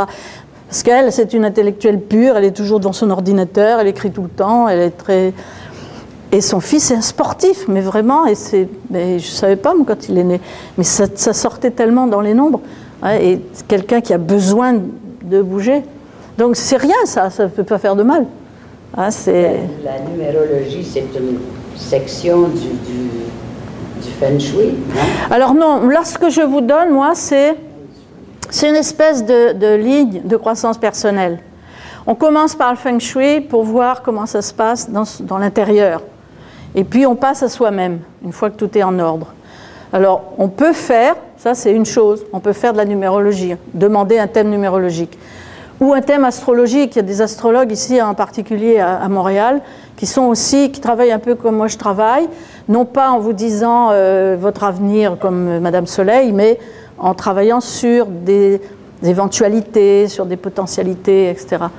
Et puis, mais vous n'êtes pas obligé, ça c'est une étape qui peut être intéressante pour des gens qui sont en désarroi, par exemple, qui vont dans tous les sens, qui ne savent plus, comme on dit chez moi, qui ne savent plus où ils campent. Donc, on leur donne quelques bases, et ça peut être intéressant. Mais il y en a d'autres, hein, c'est ce que je voulais vous montrer, d'autres comme le tarot. Je ne l'ai pas là-dessus, d'ailleurs, parce qu'il n'y a pas grand-chose à faire. Mais le tarot de Marseille, par exemple. C'est un outil qui est extraordinaire, le tarot de Marseille. J'ai utilisé ça longtemps, dans ma période ésotérique. Mais justement, quand vous pouvez vous-même vous initier au tarot de Marseille, mais c'est comme la numérologie, l'astrologie, en fait, tout le reste. Il faut des années et des années avant de savoir maîtriser un jeu de tarot. Alors évidemment, quand vous faites du tarot, moi c'est sûr que quand, étant prof à l'université, je me suis mis à faire des tirages de tarot, je peux vous dire que je n'étais pas très bien vue dans ma famille, hein, parce que tout le monde me prenait pour une folle. Et puis petit à petit, avec mon entourage de gens qui voyaient comment ça se passait, comment je travaillais, c'était celui qui allait téléphoner en cachette en disant « Tu me ferais pas un petit tarot là ?» Mais tu dis pas aux autres, hein, c'est juste par curiosité. Et c'est vrai que souvent, c'est attirant. Mais pas pour faire, encore une fois, Madame Soleil, comme je vous disais, pas pour vous dire, alors là, il va y avoir un message qui va vous être adressé, c'est terrible, vous allez vous casser une jambe, enfin des choses qui appartiennent aux dames de... Vous savez, qui donnent la bonne aventure, comme ça. C'est pas ça. Le tarot, pour moi, et c'est peut-être pas une très bonne chose, mais ça donne des bons résultats, en tout cas avec mes clients, je commence en général une rencontre par un tirage de tarot, muet. Personne ne demande rien, etc. Je lui fais son tirage de manière à poser des jalons, un peu comme la numérologie. Donc c'est un choix. On peut avoir envie de faire tout un tirage de tarot pendant 1 heure ou 2, et puis de dire, alors le tarot, c'est ça qui m'intéresse parce que je vais avoir des réponses. Et là, encore une fois, ce sont des hypothèses qu'on vous donne, ce sont des climats, ce sont des ambiances. C'est à vous d'en faire votre miel. Si vous avez un tarologue qui vous dit « faut faire ça parce que les cartes ont dit ça », vous prenez vos affaires, vous partez en courant. C'est surtout pas ça qu'il faut faire. Un tarologue, il devrait vous dire, comme un numérologue, comme un astrologue, voilà l'ambiance, qu'est-ce que vous en pensez? Posez une question pour aller plus loin, etc. etc. Et on vous donne des ambiances qu'on vous offre de manière à ce que vous vous en occupiez. Donc le tarot, c'est... Oups, voilà. Moi, je me sers essentiellement du tarot de Marseille, que je trouve le plus parlant, qui est un des plus vieux, et dont les couleurs sont très importantes. Et ce ne sont pas tous là, hein, ça c'est un mélange, parce qu'il n'y en a que 12. Mais ce sont... alors, ces tarots-là ont été changés par d'autres, remaniés, réinventés. Donc il y a des centaines de tarots. Tarot de Vire, le tarot des Bohémiens, le tarot de ceci. Moi, je trouve que celui-là, c'est celui qui me convient le mieux, mais chacun peut faire ce qu'il veut avec ça. Donc, si vous voulez, ça, c'est encore une partie qui peut aider à la croissance personnelle. Trouver un bon tarologue et aller avec lui. En général, quand on va faire un tirage de tarot, c'est rarement parce qu'on est bien dans sa peau. Hein. C'est parce qu'on est en questionnement. Pardon ? Non, le battleur, il n'y est pas. Donc c'est une... Je sais pas, j'en avais mis juste pour vous les... Oh, les vilains. Non. Je pensais que vous l'éliminiez. Non, il est là. Il n'est pas beau. Vous utilisez le tarot? Oui, moi j'utilise le tarot de Marseille essentiellement. Donc, soit en début de consultation d'harmonie intérieure, hein, soit avant le feng shui, soit après le feng shui, soit jamais, parce qu'il y a des gens qui me disent « Ah non, moi le tarot, ça ne m'intéresse pas », c'est correct. Mais c'est rare, ça m'est arrivé, je crois, une fois depuis, ça doit faire 20 ans que je travaille comme ça maintenant. Une fois, il y a une dame qui m'a dit « Ah non, non, pas le tarot. Hein. Le tarot, on n'a pas fait de tarot, on n'a pas fait de numérologie, on n'a pas fait... » Et puis c'est correct, chacun a ses idées. Mais c'est très très rare qu'on vous dise « Non, non, en général, au contraire, si jamais je dis je pourrais faire un tarot comme ça, muet », les gens commencent par me dire « Bon, ben on va commencer après, on pourrait commencer par le tarot. » Parce que ça aide. On peut connaître quand même des événements. Oui, oui, mais enfin, je veux dire, c'est pas ça qui est important. Non, non. Hein? Ce qui est important, c'est de savoir si, par exemple, vous avez des cartes qui sont... Elles sont toutes bonnes et elles sont toutes mauvaises, les cartes de tarot.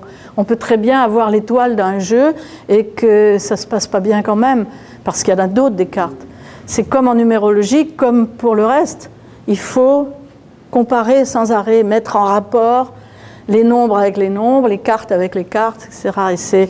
Et il faut vraiment en avoir fait pendant beaucoup, beaucoup d'années avant de pouvoir vraiment se prononcer. Moi, je dois dire que j'ai eu d'excellents maîtres en Europe et en Afrique, et ça m'a bien aidé, parce que je ne pense pas que tout seul on puisse se débrouiller avec le tarot. On peut apprendre avec les livres, hein, tout, la numérologie, etc. C'est pas facile. Mais je crois qu'il faut des gens aident au départ. Donc voilà, si vous voulez, ça ce sont les premières parties de ce qu'on peut faire pour démarrer un travail de croissance personnelle dans ce que je nomme, moi, l'harmonie intérieure. Mais on peut peut-être s'arrêter maintenant avant de passer à la suite, Marc-André? Hein? Il y a des erreurs dans les chiffres. Pardon? Il y a des erreurs dans les chiffres. Il y a...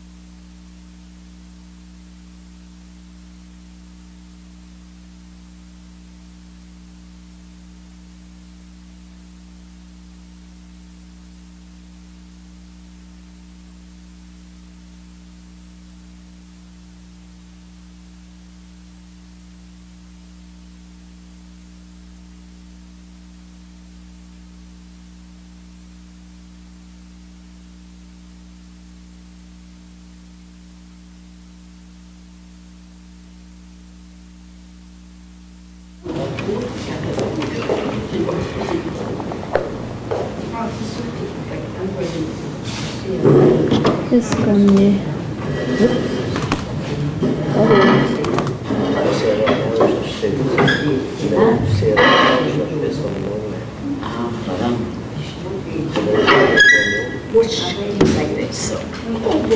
Bon.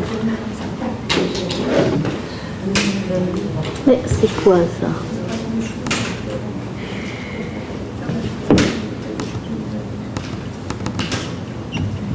Ok. Bon. Donc, il nous reste 3 petits quarts d'heure. Hein. Donc, on a vu qu'on démarrait par le feng shui, qu'on pouvait faire un thème numérologique ou astrologique, qu'on pouvait se faire tirer les tarots, mais pas n'importe comment, hein, comme je vous le disais. Autre chose qui peut permettre aussi, et là je renvoie à d'autres collègues, parce que je travaille pas vraiment dans les techniques énergétiques, mais ce sont les techniques énergétiques, c'est-à-dire l'EFT, Emotional Freedom Technique, le Zensight et le TAT, je commande, etc.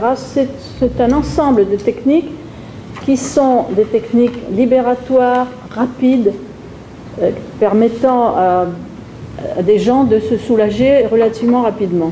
Là, on rentre dans quelque chose de plus, entre guillemets, thérapeutique.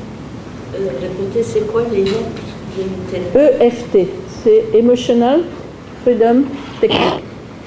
Vous avez ça sur mon blog, hein, sur mon site, harmonieintérieure.com. Ça, c'est dans les trames généalogiques? Non, ça, on en parlera après.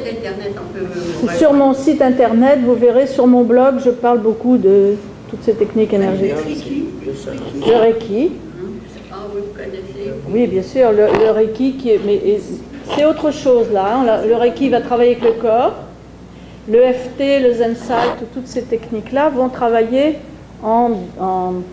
c'est une notion extrêmement nouvelle qui a été c'est une notion nouvelle qui a été lancée à partir des points énergétiques des méridiens. Hein, on revient toujours à la médecine chinoise quand on regarde bien les choses. Donc, les Emotional Freedom Techniques, la base de départ, c'est de vous dire que tous les conflits que vous traversez, et comme vous disiez, la vie elle ne s'occupe pas de savoir si les potentialités sont bonnes, il nous arrive des choses.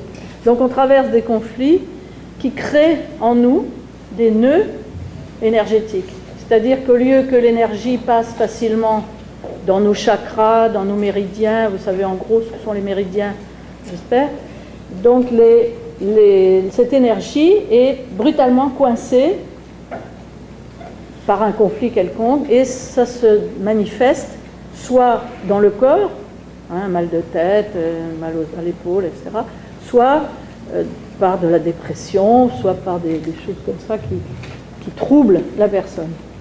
Donc l'EFT, et là je passerai très vite parce que je vous renvoie non seulement à mon blog, mais surtout à tous les liens que j'ai mis sur mon site. C'est un travail qu'on fait, je peux simplement vous donner quelque chose d'assez rapide qu'on peut faire ensemble. Normalement, on tapote, je veux dire tapoter, on a le premier point qui est ici, ensuite au coin du sourcil, comme vous voyez là, ensuite l'autre coin du sourcil, sous l'œil, sous le nez, c'est minimum 7 fois hein, en gros, sous le menton, ici vous voyez ici quand vous avez ce petit les clavicules, j'y arrivais. Et donc juste en dessous là, vous voyez, vous tapez fort. D'ailleurs quand vous avez une émotion quelconque, vous prenez l'avion, vous avez peur, des choses comme ça, tapotez fort là, vous verrez, ça fait énormément de bien, ça fait circuler l'énergie très fort. Puis ensuite sous les bras, pour les femmes c'est facile, c'est juste à la barre de soutien-gorge. Donc c'est ici, hein, juste devant les seins, là. Et sous les seins. Et on appuie. Et vous tapotez simplement. Pour ne pas vous démolir, simplement un petit peu tapoter. Donc l'EFT, c'est suivre des lignes de méridiens qui vous permettent comme ça de... Vous appelez ça le FT? EFT, Emotional EFT, Freedom okay. Technique. SP. Mais vous verrez sur mon blog, hein, je vous renvoie à ça parce que sinon il nous faudrait des heures et des heures d'explication. Donc, le Zensight aussi, qui est une autre manière d'aborder, c'est une manière, ce sont des thérapies entre guillemets brèves, qui permettent de calmer les choses. Ça ne veut pas dire que ça va être résolu tout de suite, pas du tout, mais on peut calmer les choses. Un conflit qui a créé ce nœud, ben on va essayer petit à petit de le défaire grâce à ces techniques énergétiques. Et enfin, je vous renvoie à ça parce qu'on n'a pas tellement de temps et j'ai des choses moi, plus importantes à vous dire, je crois, mais vous verrez sur mon blog. Ce qu'il y a aussi, vous avez peut-être entendu parler, alors voilà, le EFT, ça se présente comme ça, on peut le faire en groupe, et puis on tapote sur des phrases, mais là, il faudrait que je vous donne tout le protocole. Vous avez des adresses sur mon site, entre parenthèses, il y a sophiemerle.com, qui a traduit aussi avec Louise Gervais, qui est une Québécoise. Tout ce qui a été fait, c'est un Américain lui, Carrie Craig, qui a créé, c'est un ingénieur, et pourtant c'est lui qui a créé tout ça. Donc vous verrez, tout ça, il y a des livres comme celui-là, qui sont vraiment intéressants. Et tout ce que je vous cite ici, c'est sur mon site, c'est lien ressources. Hein, Mario Desbrus qui a écrit aussi un manuel qui est très intéressant. Donc on vous donne beaucoup de protocoles, mais vous trouvez tout sur Internet. Puis il y en a qu'il faut acheter, mais c'est vraiment pas cher du tout. Et c'est vraiment facile. Autre chose à côté des techniques énergétiques et qui ressemble beaucoup, c'est le Ho'oponopono. Je ne sais pas si vous avez entendu déjà parler. Le Ho'oponopono, c'est une manière aussi d'aller se libérer de nos émotions négatives. Alors, Ho'oponopono, ça a été créé découvert par Joe Vital et d'autres gens, des Hawaïens. Et c'est un médecin hawaïen qui s'est rendu compte qu'il travaillait dans une prison avec des prisonniers, mais vraiment. Bon. Et il s'est rendu compte que sans les voir, et en répétant toujours son mantra, les choses s'arrangeaient pour eux. Je ne comprends pas pourquoi. Donc le livre est assez intéressant à lire. Alors le travail de Ho'oponopono, c'est très facile quand on est habitué. Bon, évidemment, il vaut mieux lire le livre ou faire un séminaire avec des gens qui vous expliquent parce que c'est quand même quelque chose d'un peu long à comprendre. Je ne peux pas vous raconter ça en 2 minutes. Mais l'intérêt, c'est que vous pouvez en faire un mantra personnel. Par exemple, vous êtes en voiture, vous avez 4 phrases à dire, c'est 4 mots presque. C'est « désolé »,« pardon »,« je t'aime »,« merci ». Et on répète ça en boucle. Il y a même quelqu'un qui a fait une musique là-dessus, donc les gens le chantent. C'est dans ce livre-là? Oui, tout est expliqué là-dedans. Vous allez sur Internet, hein, vous verrez, ça s'écrit comme ça. Voilà. Bon, évidemment, il y a une faute de français, donc j'avais pas envie de le mettre, mais pardonne-moi, il n'y a pas de S. Mais c'est quand même comme ça que ça se présente. Ça. Oh, Ho'oponopono. C'est hawaïen. Donc vous voyez, c'est une manière de mantra qui vous permet de travailler sur toutes les mémoires toxiques qui vous envahissent et que vous pouvez libérer avec ça. Alors évidemment, c'est toute une explication que je voulais simplement vous le citer. À côté de Ho'oponopono, vous avez bien entendu la méditation. Ça, c'est quelque chose qui peut être extrêmement bon pour les gens, mais évidemment, il faut connaître il faut avoir un bon professeur, je trouve, en méditation. Sinon, on le fait 2 fois, puis on arrête. Mais là aussi, sur Internet, vous avez une foule de choses. Alors moi, je vais vous montrer comment je vois la méditation. C'est pas du tout comme ce monsieur-là, j'aimerais bien. C'est un petit peu comme ça que je me vois. Donc, on n'est pas obligé de méditer pour faire beaucoup de choses, mais c'est vrai que c'est un excellent exercice, comme le Reiki dont vous parliez tout à l'heure. Tout le système des chakras. Où est-ce que ça s'enseigne? Mais ça, vous savez, c'est très facile. Hein. Surtout ici à Montréal, vous avez une foule de gens qui font ça. Il y a des cours de Reiki, il y a des gens qui font du massage Reiki. Vous pouvez aller sur mon site, il y a plein de liens et d'explications. Et puis vous appelez l'intérêt, j'ai trouvé qu'à Québec ça se fait beaucoup, c'est le bouche à oreille. Je trouve qu'ici ça marche bien les réseaux. C'est-à-dire que si un tel vous dit ça m'a fait du bien, là c'est comme ça que ça marche, plutôt que d'aller sur Internet et de dire tiens il y a un cours, je vais aller là. Parce que c'est vrai que c'est comme partout. C'est comme la numérologie, comme les tarots, comme le reste. Vous avez des gens qui s'installent, qui disent « je vais vous faire un massage Reiki ». Ouf, moi aussi je vais vous faire ça sur la table. Et il faut vraiment être formé, et comme pour tout, il faut des années d'expérience et d'avoir bien engrammé tout ce travail-là. Donc voilà, tout ça est le Qigong aussi, hein, le Tai Chi, sont toutes des méthodes qui vont vous permettre d'aider à votre croissance personnelle. Et si je vous donne tout ça, c'est parce que vous avez un choix à faire. Si vous faites tout, ça va être épuisant, donc ça va être l'effet inverse. Mais vous avez peut-être des choses qui vous attirent plus que d'autres. Et encore une fois, c'est là que c'est important. C'est aller vers les choses qui vous attirent, vous ressentez un bien-être, vous ressentez une envie. Envie. Ce n'est pas la peine d'aller vous embêter à faire des choses qui vous ennuient. Je vous ai montré la grenouille exprès. Moi, je suis incapable de méditer comme ça pendant des heures. Vous avez des gens qui ne bougent pas. Moi, il faut que je bouge. Bon, il faut respecter aussi ce qu'on est. Donc, faites ça en premier lieu. Voilà le symbole du Reiki. C'est tout asiatique, ça. Vous connaissez. Le Reiki, c'est asiatique, ça. C'est Pas indien. indien. Ça? C'est indien. Il y en a deux sortes. Oui, il y a deux sortes de Reiki. Ah. Mais c'est très... Ici, il y a beaucoup de gens qui font du Reiki. Il y a des gens... Moi, celles que je connais font ça très très bien. Et du massage aussi métamorphique. Enfin bon, une foule de choses. Vous voyez, le Reiki, c'est ça. C'est-à-dire qu'en général, on ne touche pas le corps. C'est... Encore une fois, Feng Shui, c'est un problème d'énergie. C'est réinstaller votre énergie à la bonne place dans votre corps. Le Qigong, Tai Chi, c'est extrêmement bon pour certaines personnes. Il manque la mer. Oui, ça, il nous manque. Mais je pense que si on le fait, moi j'ai vu ça au Parc La Fontaine il n'y a pas si longtemps. Il y avait un monsieur qui faisait son Tai Chi, et des gens sont venus derrière lui, ils étaient au moins 20 après. Personne ne se connaissait, mais c'était le plaisir de... C'était bon dans le parc. Donc, il y a beaucoup de techniques comme ça qui peuvent être importantes. Alors maintenant, moi ce qui m'intéresse le plus à l'heure actuelle depuis une dizaine d'années, c'est la psychogénéalogie. J'avais fait une conférence ici à ce sujet que vous trouverez sur internet, qui est mentionnée sur le site de l'université.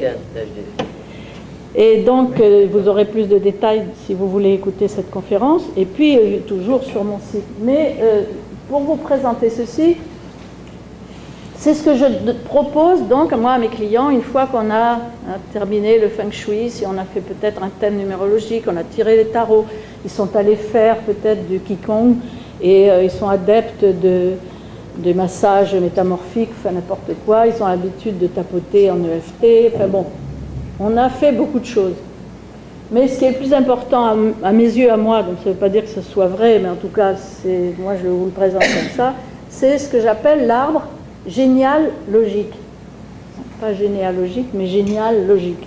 C'est-à-dire que, avant de faire toute cette recherche, ou en même temps, plus souvent, ce qui est important, c'est de faire son arbre généalogique, d'aller rechercher ses racines. Pourquoi ? Parce que la chose qui nous encombre le plus dans nos vies, en dehors de nos conflits habituels, de nos bobos, des détresses, de tout ce qui nous arrive sur le dos, qui est parfois lourd, c'est que nous portons sur nous des fardeaux qui ne nous appartiennent pas, qui appartiennent à nos lignées, à la lignée maternelle, à la lignée paternelle, et ce sont des fardeaux, ce sont des choses que nous portons, dont nous n'avons très souvent pas conscience, que nous portons comme des poids. Alors, une fois de plus, ce que je le redis dans chaque conférence, j'aime beaucoup cette image, imaginez-vous porter un énorme sac à dos, ici, que vous portez pour la mer, avec tout ce que maman portait, grand-maman portait, etc., etc., des choses lourdes, l'autre sac à dos pour le père, avec tout ce que papa portait, grand-père, etc., etc., et vous avancez comme ça dans la vie. Vous avez ça sur le dos, que vous le vouliez ou non. Parce que l'enfant qui arrive dans une famille est inconditionnellement fidèle à sa famille. Bon, après, il change les choses, mais tant qu'il peut, l'enfant, il va être fidèle à ses lignées. Et si on lui a mis ça sur le dos, pas en faisant exprès, je dis bien, tout ça est complètement inconscient. S'il porte ces choses-là tellement lourdes, comment voulez-vous avancer dans la vie? Lentement. Et vous avancez très lentement parce que vous portez et vous portez. Et vous portez la trahison du grand-père, et vous portez l'échec de la grand-mère, et vous portez le viol de la tante un tel, et vous portez tout ça en vous, et c'est lourd. Et ça ne vous appartient pas. Donc la psychogénéalogie, c'est d'abord faire son arbre, et ça c'est une enquête, comme une enquête policière. Vous avez ici au Québec des outils fantastiques, parce que tout a été extrêmement bien mis numériquement. Vous pouvez trouver sur Internet une foule d'états civils, en fait, de tout ce qu'on peut trouver, qui est très très bien fait. Donc si vous êtes d'origine québécoise, et vous allez chercher tout ça facilement, sinon vous trouvez aussi dans le monde entier, les Mormons entre autres, ont remis sur fiche une énorme partie des généalogies qu'elles ont trouvées dans le monde entier. Moi j'ai retrouvé mon propre grand-père dans la généalogie des Mormons à Los Angeles, vous dire. Ils ont récupéré toutes les généalogies, ils ont mises en fiche. Qui n'était pas mormon. Oh non, c'était un breton de la campagne, paysan, donc rien à voir. Mais ce sont des généalogies qui ont été prises dans tous ces centres, dans ces archives, et qui ont été mises, et il y a très longtemps déjà d'ailleurs, pour le moment c'est encore, je crois, sous microfiche, et puis ça va être mis de plus en plus sur Internet. Donc vous avez un travail à faire là. Comment est-ce qu'on fait pour aller là sur Internet? Ben, vous posez Archives du Canada, c'est simple, ou Archives du Québec. Mais je peux te dire d'aller d'aller à une église mormone pour le faire. Si tu fais semblant que tu vas être à Québec. Mais c'est très facile, hein, sur Internet c'est beaucoup plus facile. Oui, une église mormone, il y a des condamnés pour la génération. Les églises mormones, oui, elles sont bon, ils ont un sens très développé des ancêtres. Donc c'est pour eux, ça a été un devoir. Mais donc cet arbre généalogique, vous le remplissez. Alors sur mon site, vous verrez, il y a transgénéalogie, là dont vous parlez. Vous avez à l'intérieur un fichier Word que vous pouvez imprimer, où vous avez toutes les questions auxquelles il faut répondre. Donc vous avez des gens qui vous disent régulièrement, on va faire votre arbre ensemble. Alors évitez ça parce que ça coûte cher. Et vous pouvez le faire tout seul, ça. Après, interprétation de l'arbre, là, il faut demander. Mais faire son arbre, on n'a pas besoin d'avoir des aides. Il y a tout ce qu'il faut sur Internet, dans les archives, dans les paroisses. Tout le monde sur Internet. Oui. Tout le monde peut aller fouiller dans ça. Tout le monde peut aller. Bien sûr, on peut fouiller, mais même chez les voisins, c'est déjà moins intéressant. Ils ne chargent rien pour te le faire. Ils ne chargent rien. Non, c'est gratuit tout ça. Donc on peut le faire. Et ce que je vous suggère sur mon site, c'est de prendre, vous prenez une feuille par personne. L'idéal, d'avoir un grand mur blanc, et puis d'avoir du scotch et feuille par feuille. Vous vous mettez en bas, hein, avec votre nom, prénom, avec vous connaissez, donc c'est bon, c'est facile. Et tout ce que je vous demande, la profession, c'est bon. Et puis ensuite, maman, toujours dans le même sens. Maman à votre épaule gauche, papa à l'épaule droite. Et ensuite, on monte les grands-parents, même chose. Grand-mère, grand-père, grand-mère, grand-père, arrière-grand-mère, etc. Et là, vous mettez une feuille, et sur cette feuille, vous allez, il faut faire un brouillon d'abord, vous voyez, comme ici, comme si vous faisiez ça sur un mur. Et vous allez écrire tout ce qui vous est demandé sur mon site, là, il y a plein de questions. Parce que les dates de naissance, de baptême, de mariage, de décès, tout ça compte. Et vous allez pouvoir faire des relations. Alors vous verrez aussi sur les liens ressources que je vous présente, vous avez des livres, dont un qui s'appelle Aïe mes aïeux, qui a été écrit par Anne Ancelin Souchon-Berger, qui est la pionnière qui a créé la psychogénéalogie. C'est elle qui a appelé ça un génosociogramme. Hein, c'est-à-dire, génogramme, ça veut dire que c'est un graphisme sur les ancêtres, mais génosociogramme, c'est-à-dire qu'on va aller plus loin que simplement les dates. On va aller les professions, les lieux, les maladies, etc. Hein, parce que tout compte. Et je vous donne l'exemple que je donne toujours parce que j'aime pas parler des autres. Moi, j'ai un exemple dans ma famille où on parle de ces fameuses dates et des prénoms, etc. Et mon grand-père s'appelait Julien et il est mort à 42 ans noyé en Bretagne, emporté par une lame de fond, puisque comme tous les pêcheurs bretons, il ne savait pas nager. Son fils, l'aîné, donc le frère aîné de mon père, s'appelait Julien, il est mort à 42 ans, emporté par une lame de fond. Et le fils de cet homme-là avait une sœur, donc la sœur de mon père, qui avait un fils, qui s'appelle Julien, qui est mort emporté à Terre-Neuve en pêchant la morue. Donc, c'est ce que je dis toujours dans mes conférences, quand ma fille m'a dit « je voudrais appeler mon fils Julien », je dis « oups, on s'arrête ». Il y a des choses comme ça qu'on retrouve dans des familles. C'est un exemple que je vous donne parce qu'il est assez frappant et on en retrouve souvent comme ça. Vous êtes né, par exemple, moi je suis né un 9 juin et je remplace mon grand-père, qui est le fameux Noyer, qui est mort le 7 juin. Donc il y a des dates comme ça, souvent ça tombe pile, mais en fait c'est à 1 ou 2 jours près. Vous êtes l'enfant qui va venir réparer ça. C'est lourd à porter ça. Une fois que vous le savez, vous pouvez faire les choses, mais quand vous ne le savez pas, c'est très lourd à porter un noyer dans la famille. Ça fait des alcooliques parfois. Un noyer, c'est pareil. Donc souvent on cherche des gens alcooliques, vous cherchez dans les Mon père devait avoir une gang de noyés, ça parce qu'il buvait comme un trou. Mais vous savez que c'est souvent ça, hein, c'est très souvent ça, des problèmes d'alcoolisme grave. Vous cherchez dans la généalogie et vous trouvez des noyés accidentels. Ça, c'est un exemple. Mais tout ça pour vous dire que vous allez, une fois que vous avez monté votre arbre, alors je ne vous dirais pas d'aller loin, c'est pas la peine d'aller très loin. Les arrière-grands-parents, déjà, c'est très bien. Parents, grands-parents, c'est très bien. Et arrière-grands-parents, alors c'est top. Après, bon, c'est loin. Parce que, pourquoi est-ce qu'on doit monter un arbre? Parce que, moi je fais beaucoup de constellations familiales, et je vais vous en parler après, on sait maintenant, et on l'a remarqué à force d'études, et entre autres dans ce livre, Aïe mes aïeux, on le voit très souvent, qu'on porte des choses qui se sont passées parce qu'il y a eu conflit. Alors qu'est-ce qu'il y a eu? Il y a eu mort à la guerre, donc grand chagrin dans la famille. Il y a eu les héros de guerre, ça c'est encore aussi fort à porter que celui qui est mort autrement, parce qu'il faut être à la hauteur. Il y a eu les gens qui ont fait faillite, ceux qui ont été malades mentaux, qu'on cache. Il y a ceux qui ont été ou violés ou qui ont violé. Il y a ceux qui ont tué, etc. On en a tous dans nos familles. Voilà, ça ne marche plus. Allô?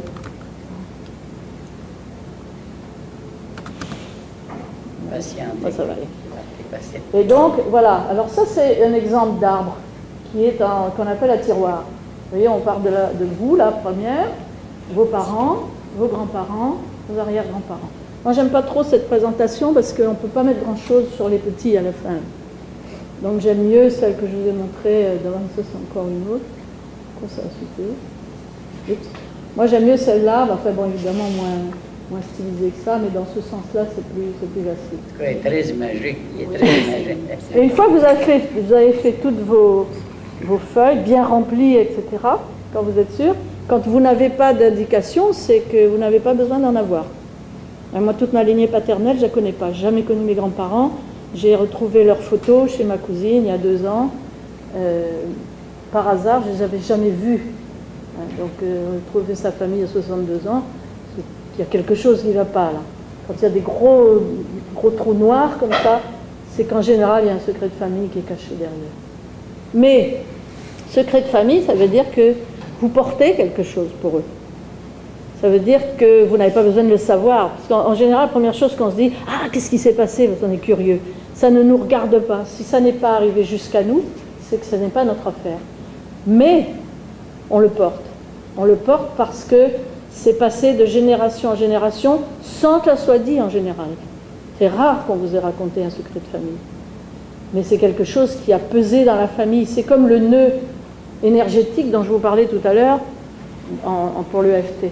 Vous avez un nœud énergétique qui fait que dans votre corps, ça se déglingue. Et bien là, c'est pareil.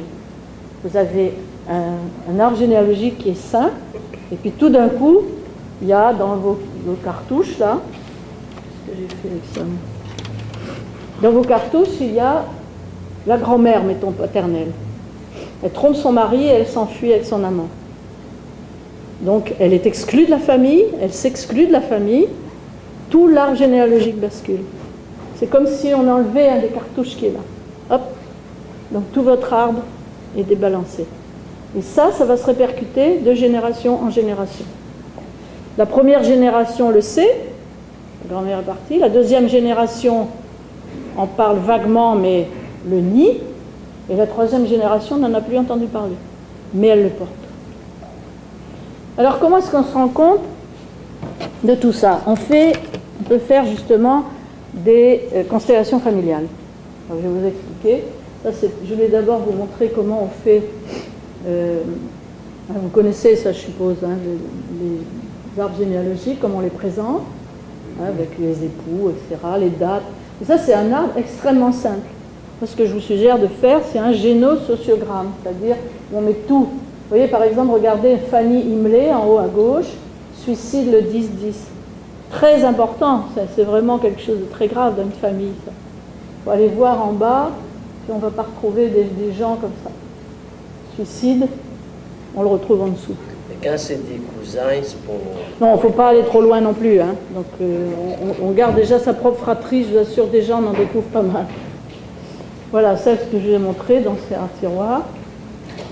Et ça c'est, vous connaissez peut-être Jacques Salomé qui était là il y a un mois ou deux, je crois, qui a fait des conférences à Montréal, et qui parle des actes symboliques. Vous avez aussi, et je le cite dans mes liens, Jodorowsky, qui est celui qui a créé les actes symboliques, lui il appelle ça des actes magiques. Les constellations familiales, ça fait partie des actes symboliques. Qu'est-ce que c'est qu'un acte symbolique? C'est une manière d'aller confronter justement ces conflits qui sont dans nos branches, afin de pouvoir les éliminer. Hein, est-ce que ces conflits ne créent plus en nous les lourdeurs que nous connaissons? Parce que c'est ce qu'on porte pour les ancêtres. En général, si par exemple vous portez quelque chose pour une grand-mère que vous ne savez pas du tout, un arrière-grand-père, vous n'êtes au courant de rien, mais par fidélité, dans votre inconscient qui a communiqué avec cette lignée, vous avez senti ça.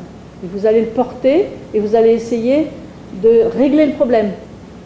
Tout ça, je répète encore une fois, c'est important, c'est complètement inconscient, vous ne faites pas du tout exprès. C'est comme ça qu'on peut expliquer beaucoup de suicides, beaucoup d'alcoolisme, beaucoup de maladies graves entre parenthèses. Parce que ce sont des gens qui viennent, qui se mettent à la place de l'exclu pour symboliquement, comme s'ils allaient pouvoir régler, eux, le problème de récupérer l'exclu pour le remettre dans l'arbre. Parce que qu'est-ce qui fait souffrir un arbre, un clan? C'est le déséquilibre. Et on en revient toujours à nos trois piliers du début. L'appartenance, qui est important, c'est se sentir appartenir à un clan. Et son clan familial, c'est quand même le premier clan. L'ordre, chacun à sa place, et pas la fille à la place de la mère, parce que la mère était dépressive, l'aînée a élevé les enfants. Ça débalance tout, hein, un exemple. Donc de l'ordre, chacun à sa place. Et de l'équilibre. C'est-à-dire que les parents donnent aux enfants, pas l'inverse. Bon, évidemment, quand les parents sont très vieux, c'est normal qu'on s'occupe d'eux, mais dans la hiérarchie, le parent donne à l'enfant qui va donner au sien à son tour, etc. Donc ça, vous voyez, ces trois piliers sont importants et on retrouve ça dans les actes symboliques. Acte symbolique, ça veut dire quoi? Ça veut dire qu'on va tout faire pour concrètement se débarrasser de ces fardeaux. On peut faire des choses très simples. Et là aussi, je vous renvoie à mon blog où j'ai longuement expliqué les actes symboliques et où j'ai renvoyé à des liens. Vous avez la lettre symbolique. Vous n'êtes pas du tout entendu avec votre mère pendant toute votre vie, ça a été l'enfer. Elle est décédée. Mais c'est quand même un poids qui est resté. Même si vous dites, malgré tout, je me sens plus libre. Il y a un poids qui reste. Je veux régler, je veux faire la paix avec ma mère. Et tout le monde vous regarde, mais attends, elle est morte. C'est pas grave, j'ai besoin pour moi, pour être l'harmonie intérieure. J'ai besoin de faire la paix. Parce qu'on doit honorer ses ancêtres, c'est peut-être un grand mot. Hein, parce que là, on repart sur la Bible, etc. C'est peut-être pas ça, mais au moins reconnaître ses ancêtres. S'ils n'avaient pas été là, vous ne seriez pas là. Donc, biologiquement, au moins, vous êtes les enfants de ces gens-là. Donc il faut les reconnaître et les mettre à leur place. Donc vous faites l'exemple de la mère. Vous lui écrivez une lettre. Avec tout ce que vous avez sur le cœur. Des choses d'enfant. Parce qu'on a beau avoir 65 ans, on est encore la fille de sa maman. Hein, ça, je pense qu'on le sait tous. Et donc on lui écrit. Et là, on peut brûler cette lettre. Puis l'enterrer. Et puis mettre une plante dans son jardin sur ses cendres. Enterrer les cendres. On peut le faire même si la mère est vivante. On peut surtout le faire si la mère est vivante. Mais je vais vous donner un exemple pour aller à l'extrême, parce que quand je dis ça, les gens disent « Oh, ben, ils ont disparu et tout ». Mais non, on n'a pas réglé notre problème, qu'ils soient partis ou pas. C'est notre problème. Ce n'est pas la personne qui est partie ou qui est là qui est en cause. C'est vous, avec vos fausses croyances, avec ce que vous avez cru pendant toute votre vie, et ce qu'elle a cru aussi sur vous. Donc, l'être symbolique, acte symbolique. On peut faire une peinture, on peut faire énormément de choses. Je vous renvoie, parce que là on arrive bientôt à la fin, je vous renvoie à mon blog où j'explique tout ça. Donc une foule d'actes symboliques, et parmi ces actes symboliques, pour moi le plus important, et c'est pour ça maintenant je ne fais pratiquement que ça, les constellations familiales. C'est-à-dire qu'on va se regrouper dans une salle, par exemple vous vous mettez en cercle, et puis il y a une personne qui va dire, voilà, j'ai tel conflit d'argent, de santé, d'amour, etc., de profession, je ne m'en sors pas et tout, et je sens que je porte quelque chose. Il y a quelque chose qui ne m'appartient pas, qui m'empêche d'arriver. C'est le blocage, c'est n'importe quoi. Donc on se met en groupe, et ce sont des gens qui sont étrangers à votre famille, des purs étrangers, qui vont représenter votre famille. Donc moi, l'animatrice, je vais demander à la dame qui a son conflit, par exemple, allez chercher votre mère, votre père et tout, et vous allez chercher sans réfléchir, puisque là on rentre dans un environnement du ressenti pur. On essaye de sortir de son mental, ce qui est quand même le plus difficile, mais on essaye de rester dans le ressenti. Cette dame, elle n'a rien à voir avec ma mère physiquement, mais je me sens attirée. Il y a une énergie, encore une fois, vous voyez qu'on reste toujours dans l'énergie. On va vers cette dame, est-ce que tu veux représenter ma mère? Et on la met au milieu. Le père, ça dépend comment se présente le problème. Donc, ces gens-là sont mis, pas en scène, parce que ce n'est pas un jeu non plus, mais ils sont mis sur cet endroit que nous avons délimité par un cercle. Et ensuite, moi, j'anime la chose de manière à faire quoi? À faire deux choses. À montrer qu'au départ, comme vous avez placé votre famille, les différents membres, vous avez une croyance sur ce qui s'est passé dans ce clan. Donc vous êtes dans une, en général, fausse croyance. Voilà comment ils sont. Je fais l'animation, et à la fin de la constellation, vous êtes restés, vous, à l'extérieur, pour regarder. Vous prenez la place de la personne qui vous a représenté, et je vous montre, après avoir tout remis en ordre, quelle est la réalité. Le fameux, que je répète toujours depuis que je suis au Québec, c'est ça qui est ça. Regardez la réalité en face. Ça ne sert à rien de se battre et de dire je ne fais pas partie de ce clan, je les déteste, je les renie, je m'exclus, etc. Vous êtes de ce clan. Alors, ça ne veut pas dire qu'il faut être collé dessus, ça veut dire qu'il faut le reconnaître, le remettre en ordre avec ce qui s'est passé, redonner surtout, et là on a des gestes symboliques qu'on peut faire pendant tout ce travail-là, redonner ce poids aux personnes à qui ça appartient. J'ai porté ça pour ma mère parce que toute sa vie, elle m'a mise à sa place parce que c'était une petite fille qui n'avait pas grandi. Alors on voit un peu pourquoi aussi, on comprend dans la constellation, parce qu'on parle, ça s'anime autrement. Et je redonne. Et vous verriez comme c'est intéressant de voir les gens qui sont là, quand ils ont redonné le poids qui est symbolique. En général, on prend un sac et on remet cette colère, ou cette peur, ou cette tristesse, etc. Vous verriez les gens qui font... se lâchent tout d'un coup. Il y a quelque chose qui se libère. Et donc, c'est très important de déposer les fardeaux. Et surtout de revoir ce que je vous disais. J'appartiens à ce clan. Je suis dans l'ordre, à ma place dans ce clan, et il y a un équilibre, il y a les parents, les enfants, tout le monde a sa place, et chacun donnant à l'autre. Et pas porté pour les autres. Et puis quand la femme elle redonne le fardeau à sa mère, quel effet que ça a sur sa mère? Alors, en général, quand on redonne un fardeau à la personne à qui ça appartient, soit elle dit, effectivement, c'est à moi, parce qu'elle le ressent comme ça, soit elle dit, ça ne m'appartient pas, hein, et alors on lui dit, qu'est-ce que tu en ferais? Et bien presque tout le temps, c'est, vous savez, c'est ce geste. C'est là-bas derrière que ça se passe. C'est dans la lignée. Vous voyez? C'est Et on redonne. Redonnez à vos grands-parents, redonnez à vos grands... Ça ne vous intéresse plus, ça ne vous regarde plus. Mais qu'est-ce qui va arriver avec cette chose-là si elle est donnée, remise? Ça, c'est le problème des ancêtres. Oui, mais les ancêtres ont le même problème que nous. Non, ils ont leurs problèmes que nous avons portés pour eux. Si nous leur rendons, ont porté les problèmes de leurs ancêtres. si nous leur rendons et qu'ils leur, voilà, s'ils leur redonnent, il y a bien un ancêtre où ça va s'arrêter. Il y a eu un viol, un crime, une faillite, n'importe quoi. Ah! Et la personne qui le reçoit, ce qui est extraordinaire, c'est qu'en général, elle est soulagée parce qu'on lui redonne ce qui lui appartient. Ça n'a pas été quelque chose de facile, mais c'est son problème. Vous voyez? Et on est dans la symbolique pure, là. On ne dit pas à quelqu'un, je te redonne ton crime, je veux dire, c'est pas ça, c'est je te redonne un poids que je ne supporte pas parce qu'il ne m'appartient pas. Il t'appartient, et s'il ne t'appartient pas, fais-en toi ce que tu veux. Et moi, je me délivre. Vous voyez, c'est ça l'intérêt. C'est loin du feng shui, là, ça La devient un peu psychothérapie. Non, on n'est pas du tout loin du feng shui, on est en pleine, on est en pleine énergie, on est toujours dans un phénomène d'énergie. Voilà, c'est que, voilà, moi j'ai travaillé avec ce maître-là, un Alsacien allemand qui est extraordinaire, et j'ai travaillé avec beaucoup d'autres praticiens, mais c'est un travail extraordinaire, les constellations familiales, parce qu'on bénéficie de l'énergie du groupe, on est toujours dans l'énergie. Depuis que je vous parle du feng shui, on ne parle que d'énergie. Je n'ai plus d'énergie parce que je porte trop lourd. Je me délivre et je retrouve mon énergie. Et eux, derrière, ils récupèrent la leur parce que ça leur appartient, si lourd que ce soit. Donc voilà, c'est constellation familiale. Ça, pour moi, ça a été une grande révélation il y a une dizaine d'années quand j'ai commencé à travailler avec ça, parce que on va tellement vite.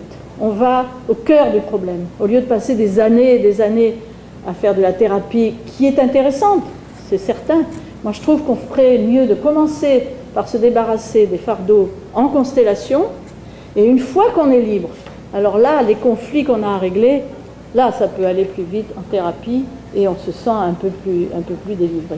Alors voilà comment ça se passe, vous voyez, on est en cercle, on bouge, et ça, il faut, je vous invite, c'est gratuit, quand on vient me voir comment je travaille, j'invite toujours gratuitement, donc je ne peux pas vous dire que je vous vends quelque chose. J'invite les gens gratuitement à voir comment on travaille, comment ça se passe, parce que c'est quelque chose qu'il faut vivre. Il y a Internet que vous invitez. Ben, si vous me donnez votre adresse, je vous envoie les invitations, vous venez où je travaille, et puis vous pouvez vivre ça. C'est très important de... Parce que je ne vous en parle pas longtemps, d'abord parce qu'il faut qu'on arrête, mais aussi parce que ça ne sert à rien de parler des constellations familiales très longtemps. Il faut les vivre.